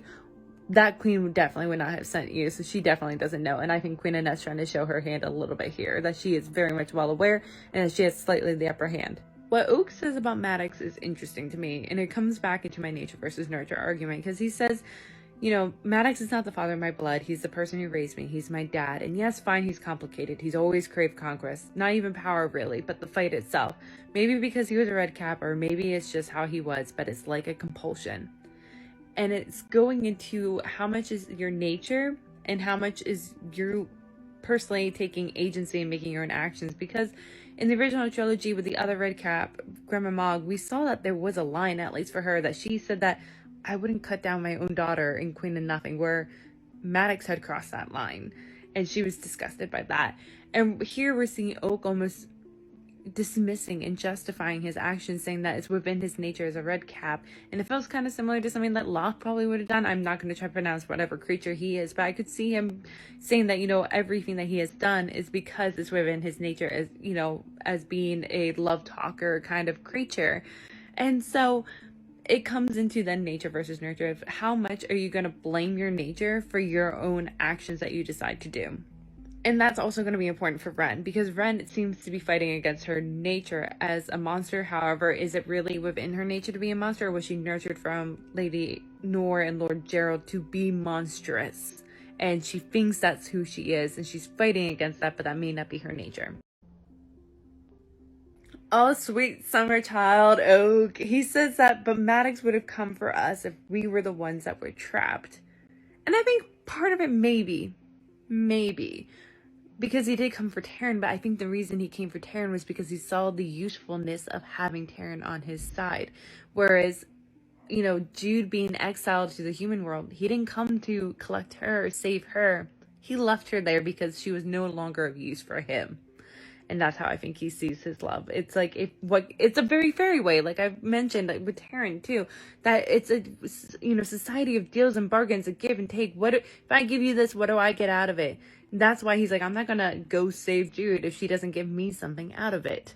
And to continue off that last clip, that means that Oak has kind of learned, been nurtured to be a little bit more like mortals, a little bit more like Jude, to be more noble, to do things selflessly, to do things for charity, to do things without expecting something in return, you know, for those that you love. I love here that Ren is hesitant. She is uncertain if she can trust Oak, but yet he gives her a smile, conspiratorial smile, like they're in on something together. And when he asks her to dance, she hesitates, but wants to join him, which makes me feel like, you know, it reminds me a lot of Carden, where, like, you know, the smile, like, they're in on it together feels like a very Carden smile, but also Ren's reaction that, you know, a lot of things that Carden did was that he just wanted to be in on the action, to be in on some scheme with Jude. And he has said that at least a couple times between the Wicked King and the Queen of Nothing, that he was excited to be a part of something with her, to be in on the scheme. When Oak asked how did she come to live the way that she had, that she could have come to him if she needed something, she's like you, and he says, why not? She thinks of all the reasons, besides the fact that he is the Prince of Elfhame and she's the daughter of a traitor. There's like the political standing that couldn't have worked. She understands that. She also understands that he has all these friends and she had no one. And the reason that she had no one is that when she did reach out, things usually went badly. But more importantly, the thing at this core, at the root for her, was that when all that was going down in the beginning in the Queen of Nothing, he didn't ask his sister to let her stay in the Shifting Isles. And I think she could have, you know, cashed in that one favor that he owed her. She could have done that, but I think she was hoping that someone would extend her kindness without her asking for it.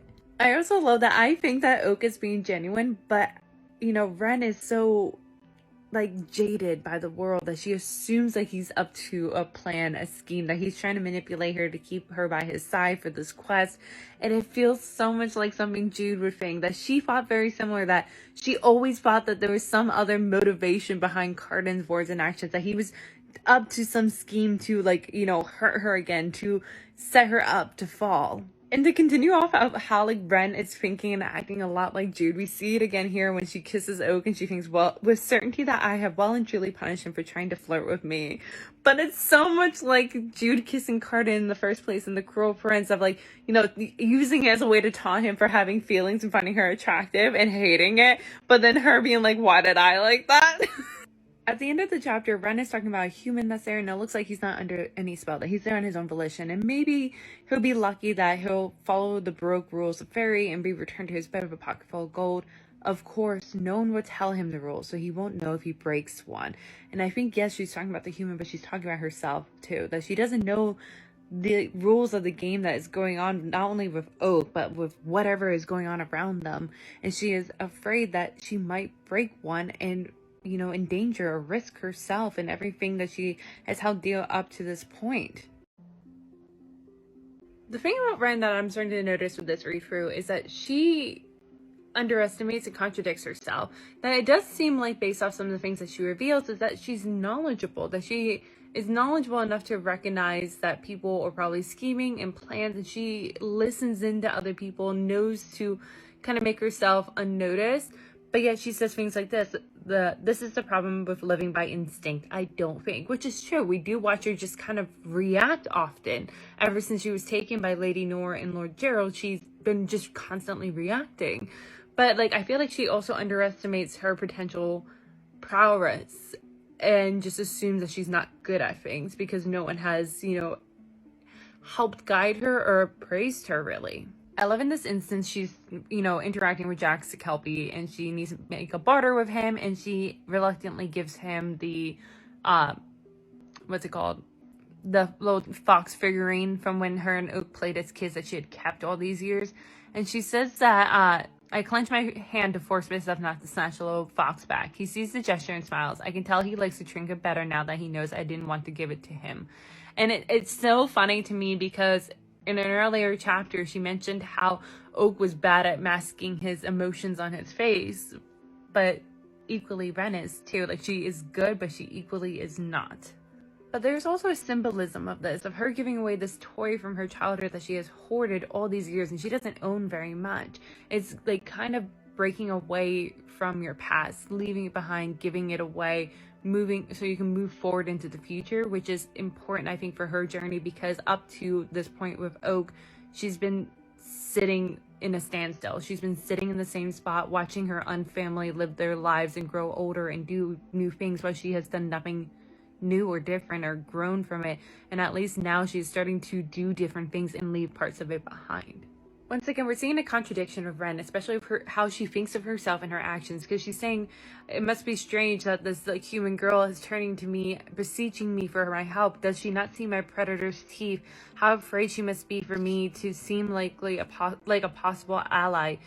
But then she splashes the mirror again with a sigh. He sinks down to the floor, gills flexing, seeing that he is, has water, but not enough to be comfortable. She doesn't comment anything about that, but you're seeing with her actions, she is kind, she is helpful to these two people, but assumes automatically that they would be afraid of her because of her physical appearance. I love we're seeing this settled dynamic going on underneath the surface, this court politics coming back into the story, with Oak, especially Ren and others, assume that he has all this freedom, all this power and privilege, but he doesn't. He is confined to a particular lifestyle and he has to act a certain way. His life is constantly threatened. Even going on a simple quest as this is not as straightforward, that if he goes to another court to ask for help, yes, they might be more willing to help him because of his, status, but they're equally trying to figure out, would it be useful for them if they, kidnapped him pretty much and turned him over for a reward to the high court. So he's a pawn still. He still doesn't have agency. I really enjoy this moment of dilemma, this small scale little obstacle that Ren has to kind of face here with Hyacinth and deciding, does she let him go? It's not fair that he's held prisoner for certain actions and that he was bridled, and she knows what it's like to be bridled, but she doesn't know the full extent of his story, so she's basing this off the very little information she has. But she equally recognizes that if she does this, Oak won't see it in the light that she does. He will think that she kissed him to divert him, to then stab him in the back and then believe everything Tyrion has said about her, potentially ruining their budding relationship, that even though she doesn't think that she has a chance at, she is still hopeful, even if she won't admit it to himself. And I think it's so interesting, this small scale dilemma that we're getting here of her deciding what is right, what is wrong based off very little information, if she's going to make the wrong assumptions.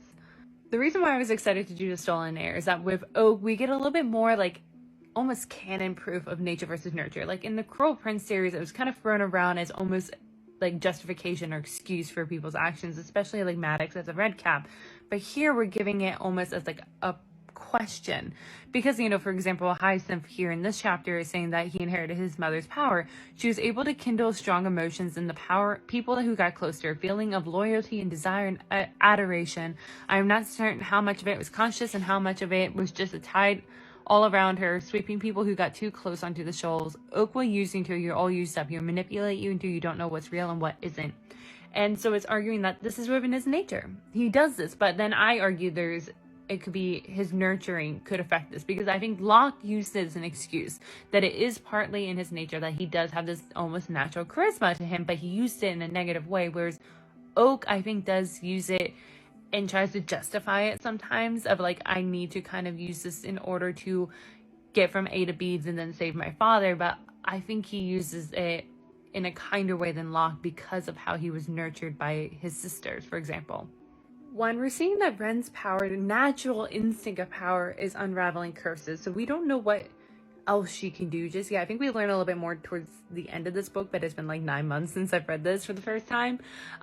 So I'll get into it when we get there. But as of now, she just has a natural instinct of unraveling curses. And I feel that could be interesting going forward, potentially. But also we're seeing, because of her helping with Hyacinth's curse, he swears fealty to her.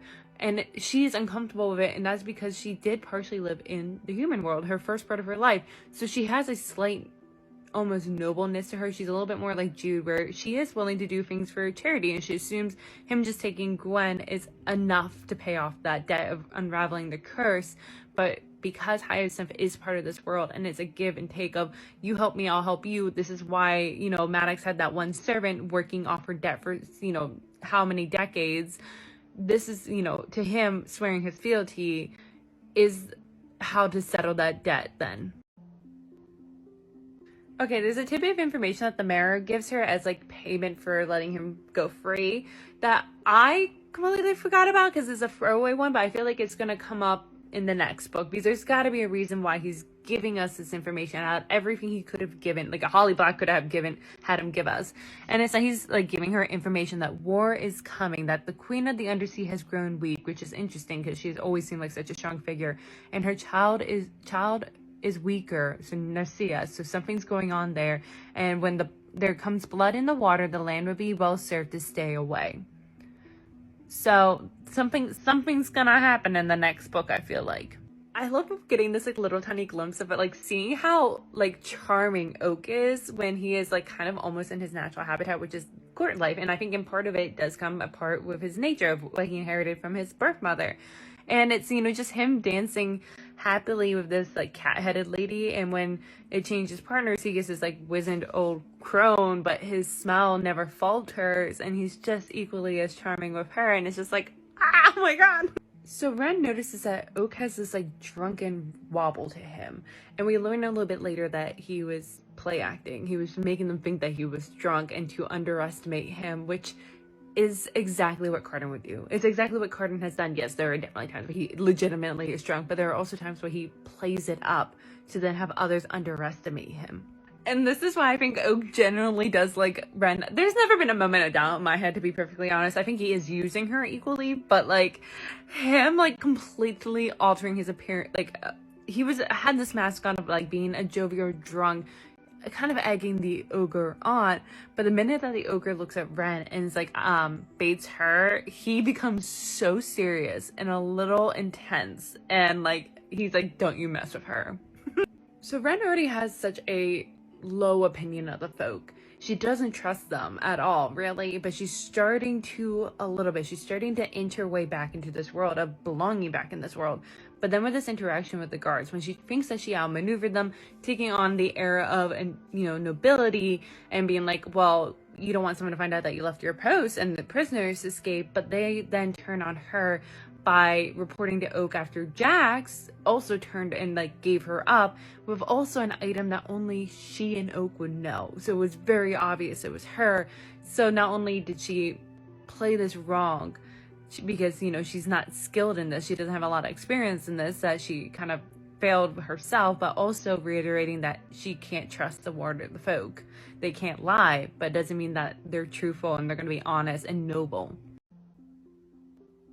The beginning of chapter 8 starts with Ren saying that when she was 14, she had gone back to her unparents' basement and stolen back her stuffed fox and is having a tea party with it. She's 14 and is showing that she kind of is stunted in her age, like development, that even though she had seen the worst in the world, things that most people would never have seen in their lives, especially if they were coddled, she has seen and experienced, and because of that trauma, she kind of reverts back to a younger version of herself, because that was the happier version of herself. And I think it's interesting when you combine it with Oak, who was coddled, and we don't know anything really from Oak. I'm making this assumption, but based off like Jude's personality and stuff, I wouldn't be surprised if she kept him in the dark on a lot of the dark, ugly, you know, underbelly of this world, you know, that she experienced, that Bren has experienced.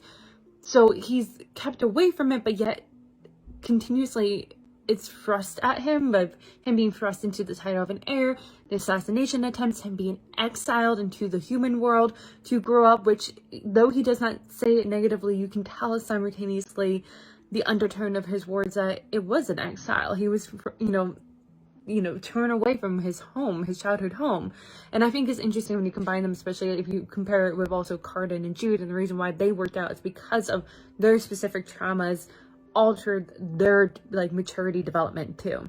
With this flashback, we're seeing a little bit like a glimpse at her relationship with her own sister. She loves her, but it's not too dissimilar to her experience with her parents, Lady Nora and Lord Gerald, that Rebecca, when they would play make-believe outside, would always get to be the huntsman and the evil queen and the princess, and Ren didn't get to be any of those. Even when she complained, she said, no, you're the princess. Isn't that what you wanted to be? But all the princess does is eat apples and sleep. She's a passive character in this role-playing. She's being told what character to play and is not even actively involved, which is very similar to what her parents did. When they came for her, they made her queen in title, but didn't give her any responsibilities, didn't give her anything active to do except being punished. And so she's never really stood up for herself. We're seeing with both her own sister and her parents, she's never once stood up and went, I want a more active role. And so her time of Oak, we're hoping to see her stand up and go, actually, we're already starting to see her stand up and go, I want an active role. Every time Oak and Ren see each other, from when they were kids to this flashback when they're 13 and even now in the present day, automatically there's a divide between the two of them. There's a power difference, and you can tell it from first appearance, and she notes it because every time she sees him, she first notes how finely dressed he is. That here he's wearing silver tips on his hooves, and meanwhile she's barefoot wearing an old tattered dress with grass and blood stains on it. And the first time they met, he had seen her chained to a post like a goat, and she cannot bear more of his pity. And it's the same as when he meets her again now in the present time. And it's so sad because with their titles, they should have been the closest in status and power. Because, you know, unless there was like another prince or princess of Alpine that would be equivalent to him in power, the closest would be a queen of a lower court. And, you know, compared to courtiers and nobles, but yet you can tell that that's not true based off how she is dressed and how she is treated. You can tell that she doesn't really have that much power. And to continue off that previous clip, Ren notes this immediately. Every time she sees him, she notes how he's dressed and how they have a power difference because of this. They are not equals, but Oak is oblivious to it because when he comes this time when he's 13, she asks why, and he says, because you're the only person I know who was ever royal like me. And he's not wrong. They should have been equals based off their titles, but they're not. And, you know, he doesn't see this, but she does, just based off appearance. And it kind of goes back to the very beginning when he put a cloak around her finger, you know, she's shivering. That's the biggest problem, and not the hand being bound. That's what it is. It's ignoring the real problem to acknowledge something that's not really the truth. I don't know.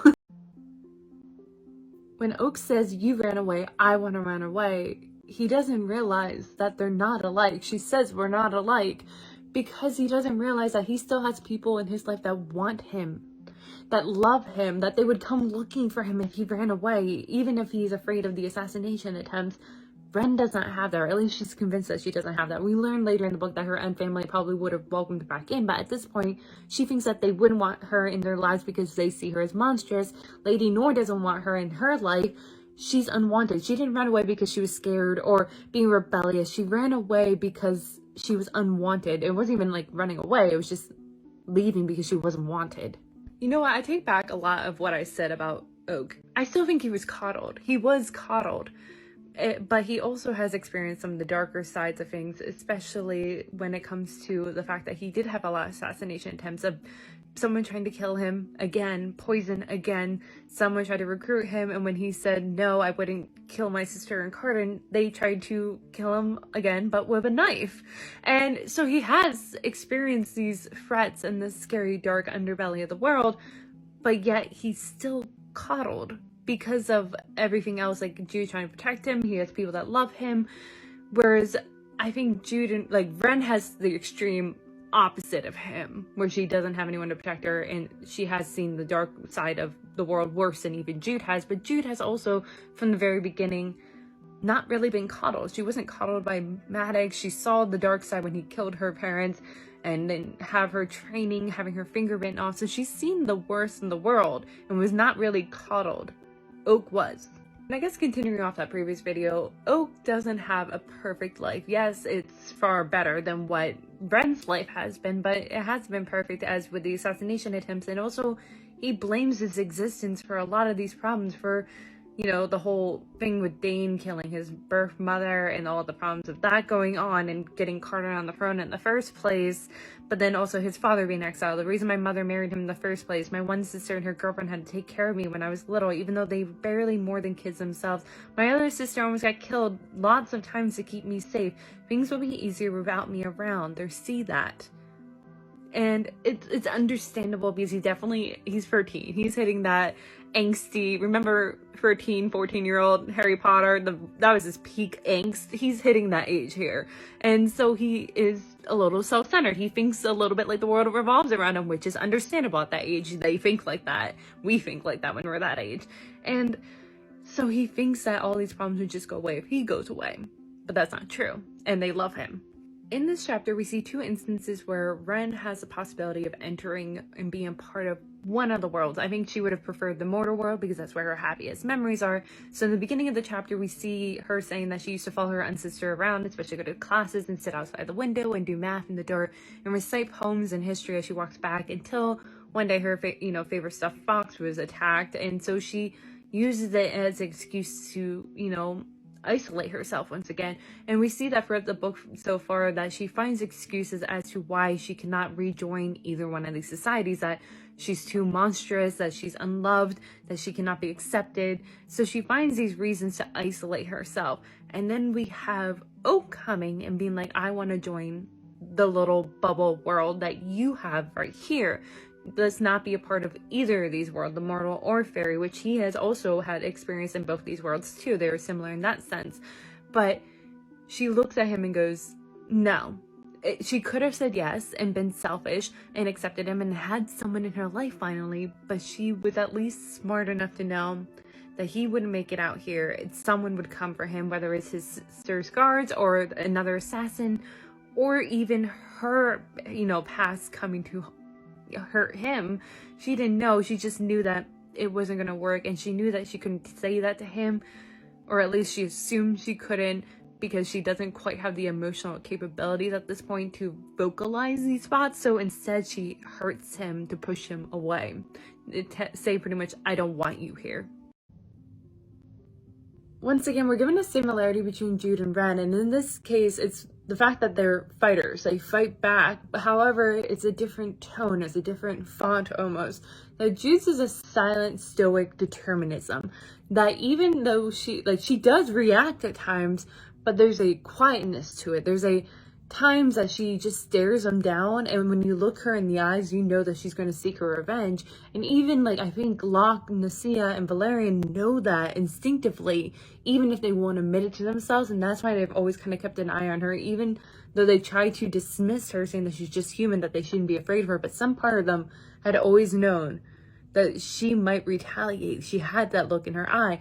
But with Ren, it's more animalistic. It's like a rabid animal fighting back. But the other difference is that Ren gives them what they want. Jude doesn't. Jude doesn't give them the satisfaction. She refuses to give it to them, even if it prolongs her punishment. Ren doesn't. She knows that it'll keep going unless she moans in pain, because she knows that's what this person is seeking, this guard is seeking.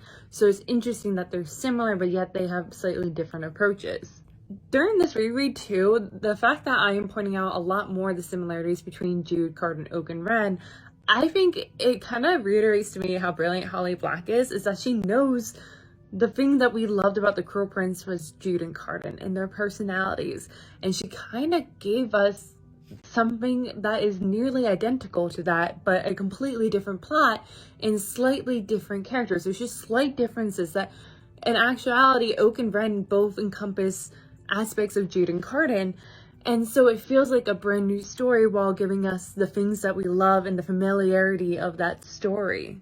So I find it interesting that the payment or gift that Ren accepts from the mortal girl in exchange for setting her free from prison is her cell phone, because one, it's a purely mortal device. You're not going to find a cell phone in Elfhame, but also that there's no one for her to contact besides Hyacinth to make sure the mortal got back safe. But still, even then, but yet she's using it now after she just got the shit beat out of her by the guard, and watch Oak's face fall, watching and afraid that she just lost his good opinion. And even though she will not admit it, you can tell between the lines that matter to her a lot more than she will admit. And she's scared and she's afraid and upset, and she feels like the floor just got wiped out, pulled out from underneath her. And when you're in that state, you want to often call your parents for comfort, and she still remembers her unparents' phone number, and she calls them even though she knows it's not a good idea, and even though she will not probably talk back to them, just to hear their voice for that little bit of comfort. But Ren calling her mother is interesting because it's showing yet again, in even a brief moment in time, how nearly everything Ren does, every action she makes, is motivated by fear, and it's different types of fear. So in this case, she hasn't contacted her own family because she is afraid of re-experiencing their trauma and scared of seeing how monstrous she is. She doesn't want to experience that again, so she hasn't contacted them. But because in this moment she feels so alone and scared and childlike, she just wants to hear her own mother's voice. She oversteps that initial fear to call her mother. But then when her mother says, "Are you still there, Ren?" she hangs up because she's afraid of what could possibly come next. But this is also showing that Ren's character arc is almost mirroring Jude's in the first book, where Jude's famous quote of, "Instead of being afraid, I'll become something to fear." That is exactly what's happening to Ren. She's afraid of so many things, but towards the end of the book, we watch her become something to fear. When Ren is brought before Queen Annette and Queen Annette says, "You're stolen from me," we're seeing the like build up of this action, because what she did there is not out of the blue. We saw a few moments where she liked to kind of undermine the fairies, that she likes to steal and unravel their curses. We saw it when another fairy made a bargain with a mortal attaching a curse to it. She stopped the mortal unravel the curse. She unraveled Hyacinth's curse, even if maybe he deserved that curse. We don't know fully. Kind of, maybe it's gray, but here she bit off a little bit too much than she can chew by freeing these prisoners from someone with a lot more power, which means that there's a lot more risk and a lot more repercussions to it, and it's biting her in the ass here, just as Locke used to do. He liked to undermine like Cardan and the others and mess with them, but eventually he bit off a little bit more than he could chew, and it became his downfall.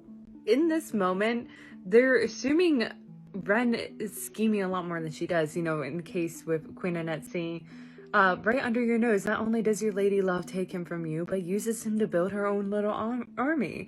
And it's almost the inverse of Jude. They underestimated Jude on so many occasions. Same with Cardan. They underestimated the two of them on so many occasions, but yet they were actually scheming in the background. But here, they're overestimating Ren. They're assuming that she's scheming, that she's up to shit, but really it's so childish, like just reactions that she's doing. Once again, this is why I love Holly Black, and I would love to see this more often in books, where it's just just assumptions being made by the main characters, but it's an understandable assumption that she would think this. So in this case here, she says that, "I nod once and his expression grows remote.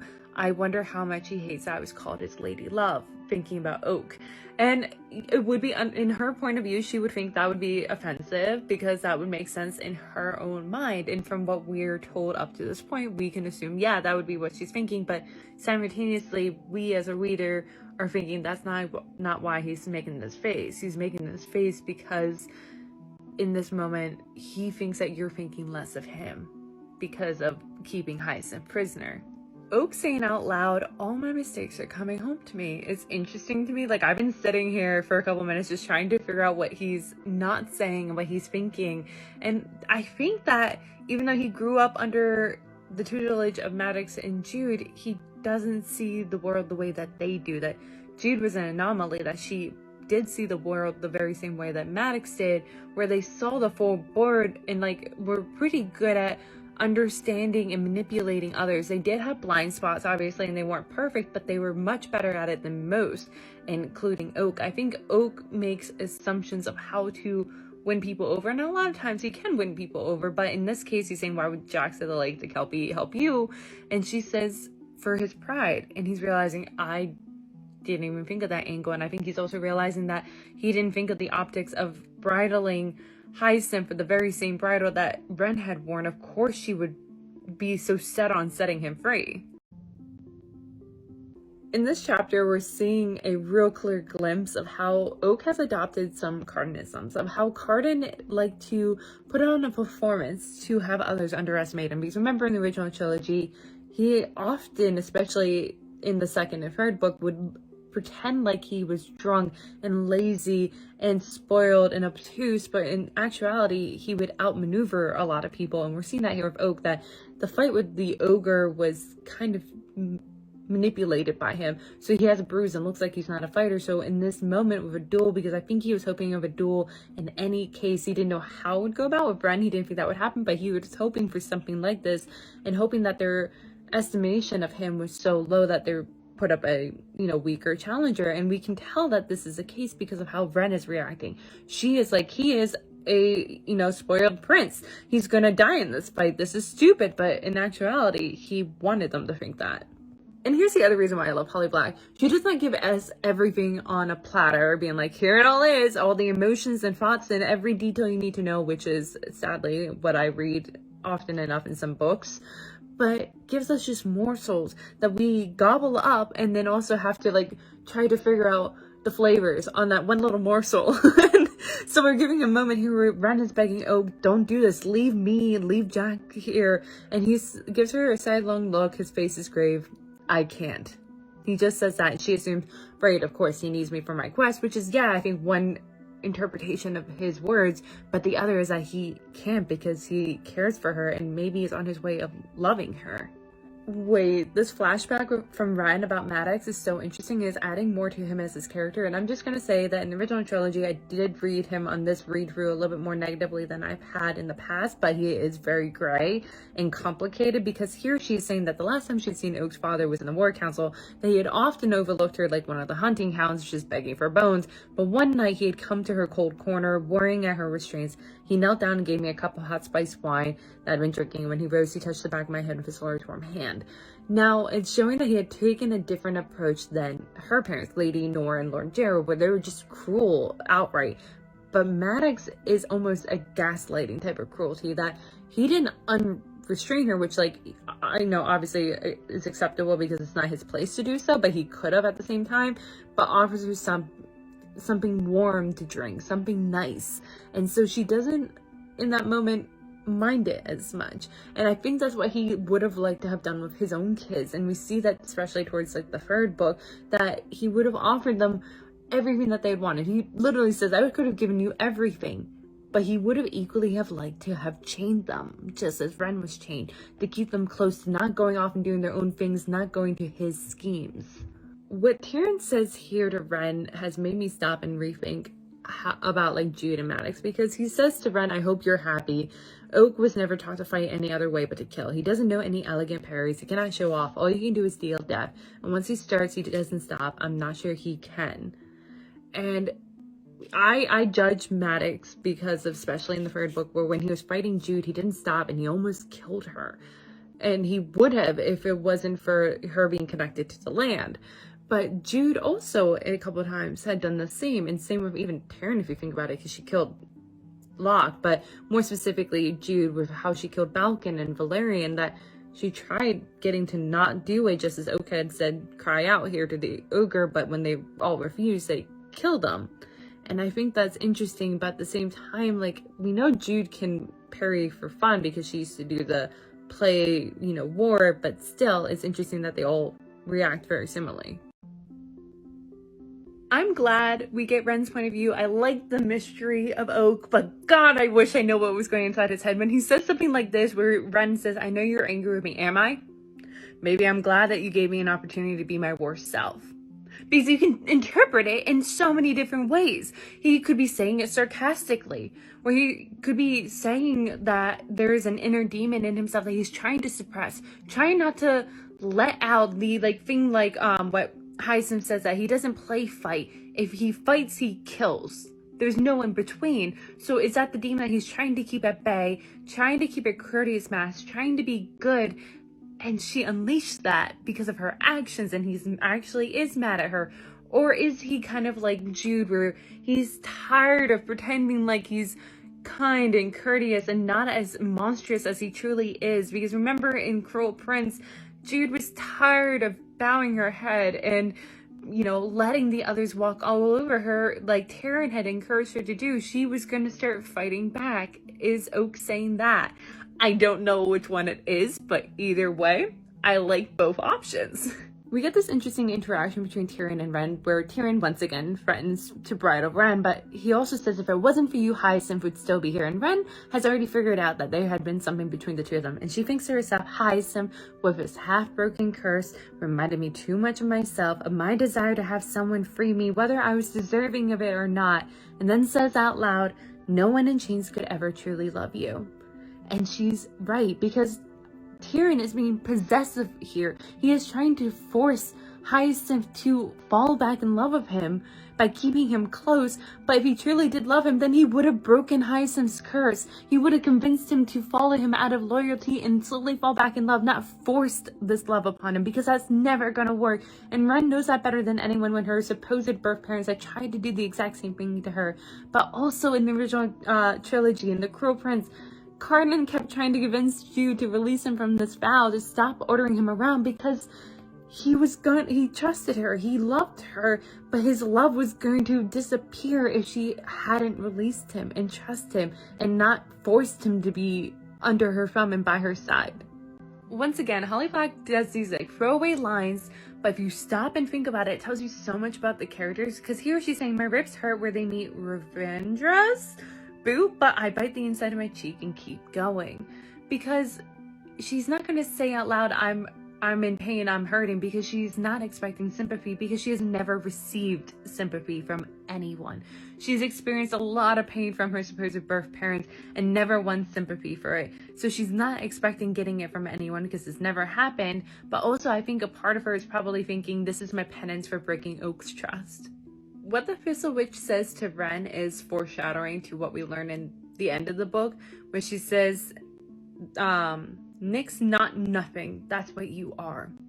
Because technically, that's what she is. She is what will eventually we find out to be pretty much like the Russian fairy tale of the Snow Daughter, I believe. It's where like these two peasants who are really sad they never had a kid prayed to Marizoga, who is the Winter King, and he granted them a snow daughter for a period of time. So I think that's what she's pointing out, that she's not really living, but yet she is living, which then creates this whole existential conversation we can have later in the book. I think the spot by Ren is very interesting because she says the poor kid, both kids really, after all, if the hag had been a bit more clever, the other girl could have just as easily died.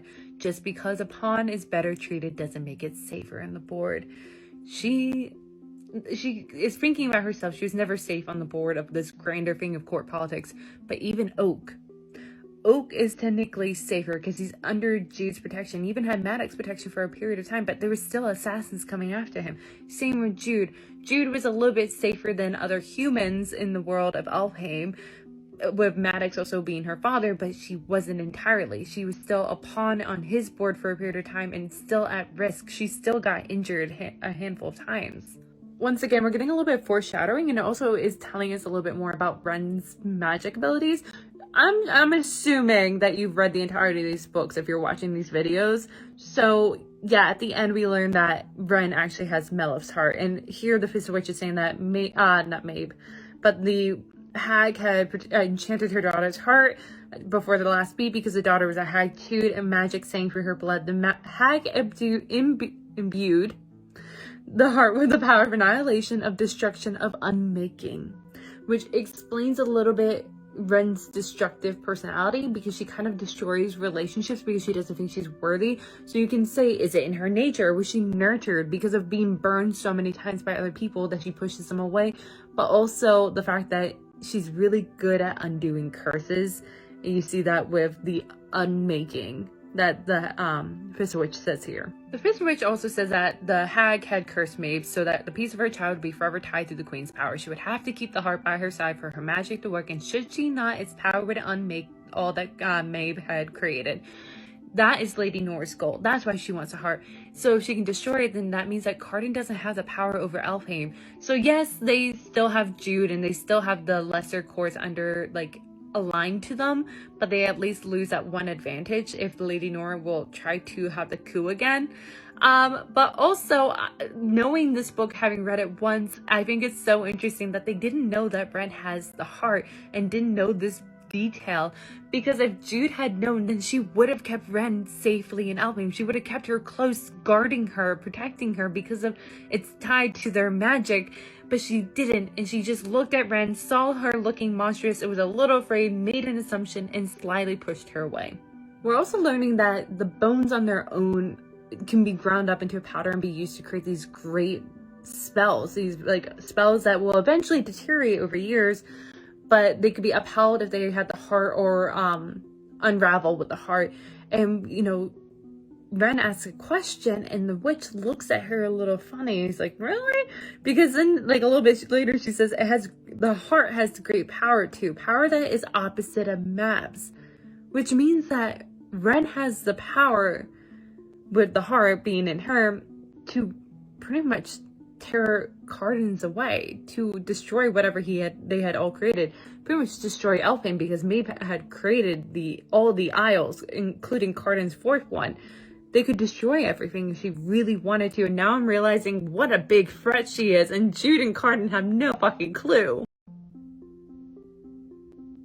This chapter has so many little foreshadowings of, like, you know, the Fist of Witch jerking towards Ren, being like, I see you, unnatural creature, hinting at, like, you know, that she's pretty much made. She was not born.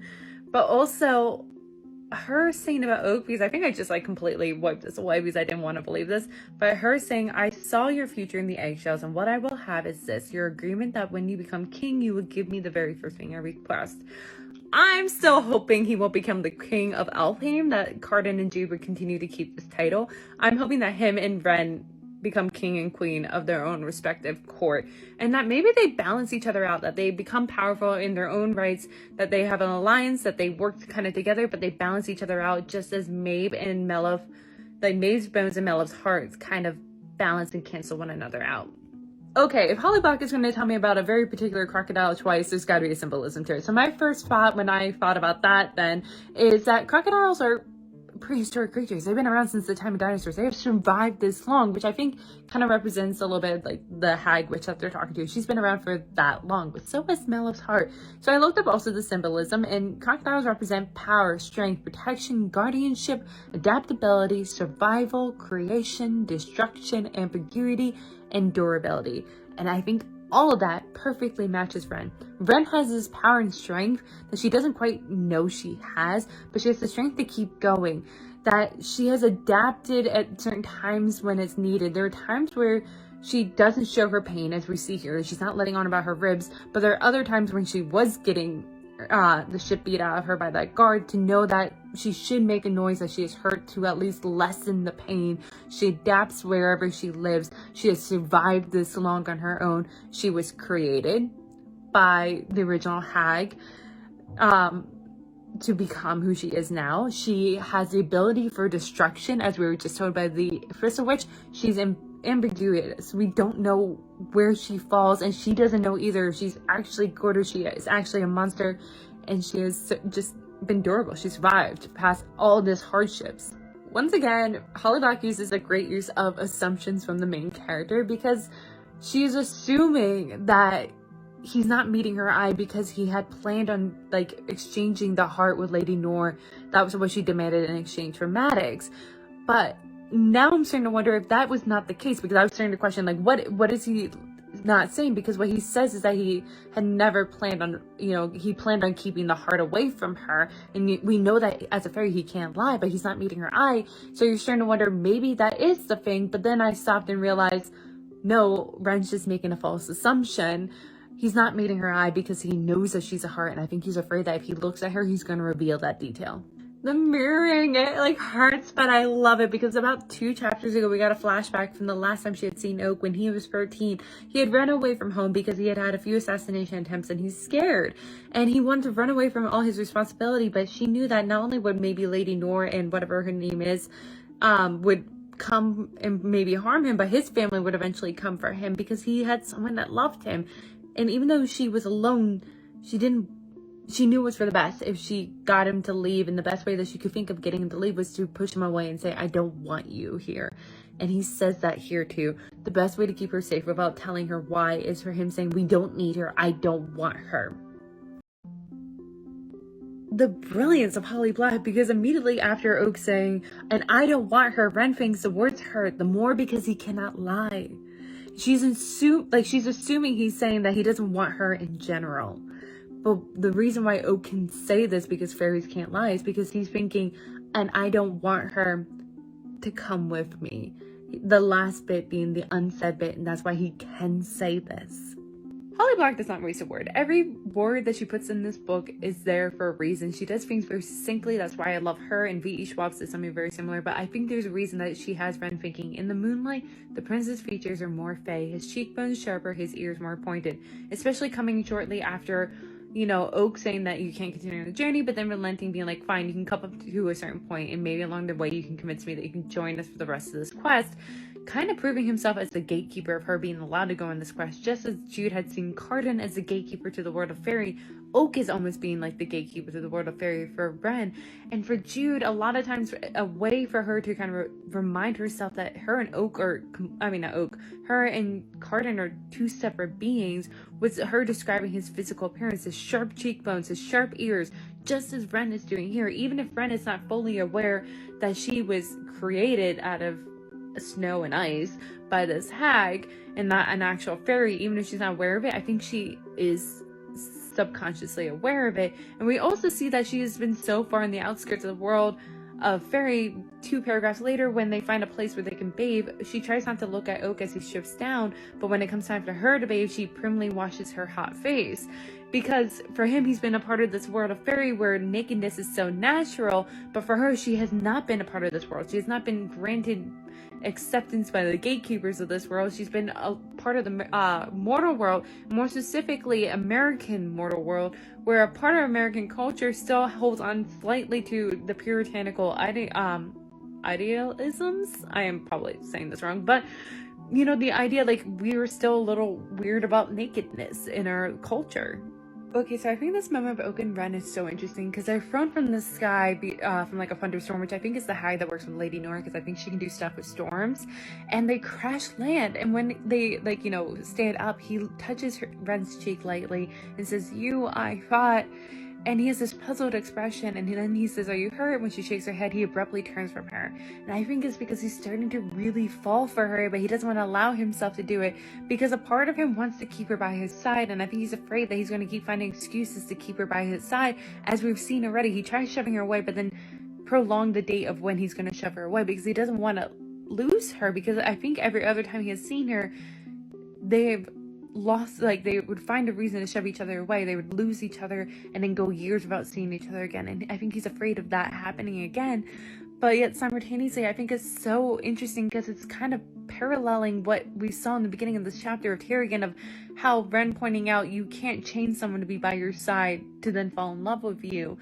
And I think we're seeing that Oak loves her enough to push her away, just as Ren had done earlier in this book a few chapters ago, that they love each other and care for each other enough to push them away to keep them safe, even if they're afraid and it hurts them a little bit. So I think it's so interesting that the beginning of the chapter versus the end of the chapter, kind of reflecting it between Oak and Ren and Tyrion and Hyacinth. So we have the nature versus nurture argument coming back up, with Oak telling Ren a little bit about his heritage and that, you know, whatever power his birth mother has, he doesn't use it. And Ren says, "Are you sure? Maybe you can't help it. Maybe you do it without knowing." And I think he's different than Locke and Maddox, where they use it maliciously, fully aware, and blame their heritage for why they act the way they do. But her saying that maybe it's such a inherent part of ourselves, it's so instinctual for us to act a certain way that we're not even aware of it. And it's interesting when it comes to Ren, because we really just learned that Melif's heart has this like destructive power to it. So is she acting destructive, like within her own conscious like thoughts, like she's deciding to do this, or is it just so instinctual for her to act that way? And if you think of it in the real world, are there certain personality traits that we inherit from our like genetic makeup? Are there certain personality traits that I inherited from my Scandinavian part of myself, a few other things, but like did I inherit certain personality traits because of that genetic makeup, even though I was never raised in a Scandinavian country, nurtured to be that way? Is it still there? And I think that's interesting here. So what Bogdana says to Ren here is interesting, knowing the future, knowing that Ren has Melif's heart. Her saying it should disgust you to be traveling with the Prince of Elfheim, to have him forcing you to cower at his side, to take his orders should be an affront. That even though she has Melif's heart in her, doesn't mean that she has her emotions. That even though she has the heart and the power of Melif, she doesn't carry her past and her traumas and her thoughts and feelings. That Ren has formed her own traumas and thoughts and feelings. I also love the double meaning that Bogdan is saying, he'll steal your heart. Because it can mean both ways of, he'll steal your heart as in you'll fall in love with him, or he'll steal your heart like physically because she has Melif's heart. It's at the end of this chapter that we get told by Donna to Ren how she came to be, that she is made out of snow and ice, that she's still a living real being, she just wasn't born. And yeah, so we're told that detail here at the end of this chapter. I like at the end of this chapter, we're seeing that Bogdana is also working at her own angle, that she's trying to undermine and trick everyone else going on, but we're also seeing her try to install some doubt in Ren's head about Oak, but in the very end, Tyrion comes out at the wrong time and assumes the worst of her.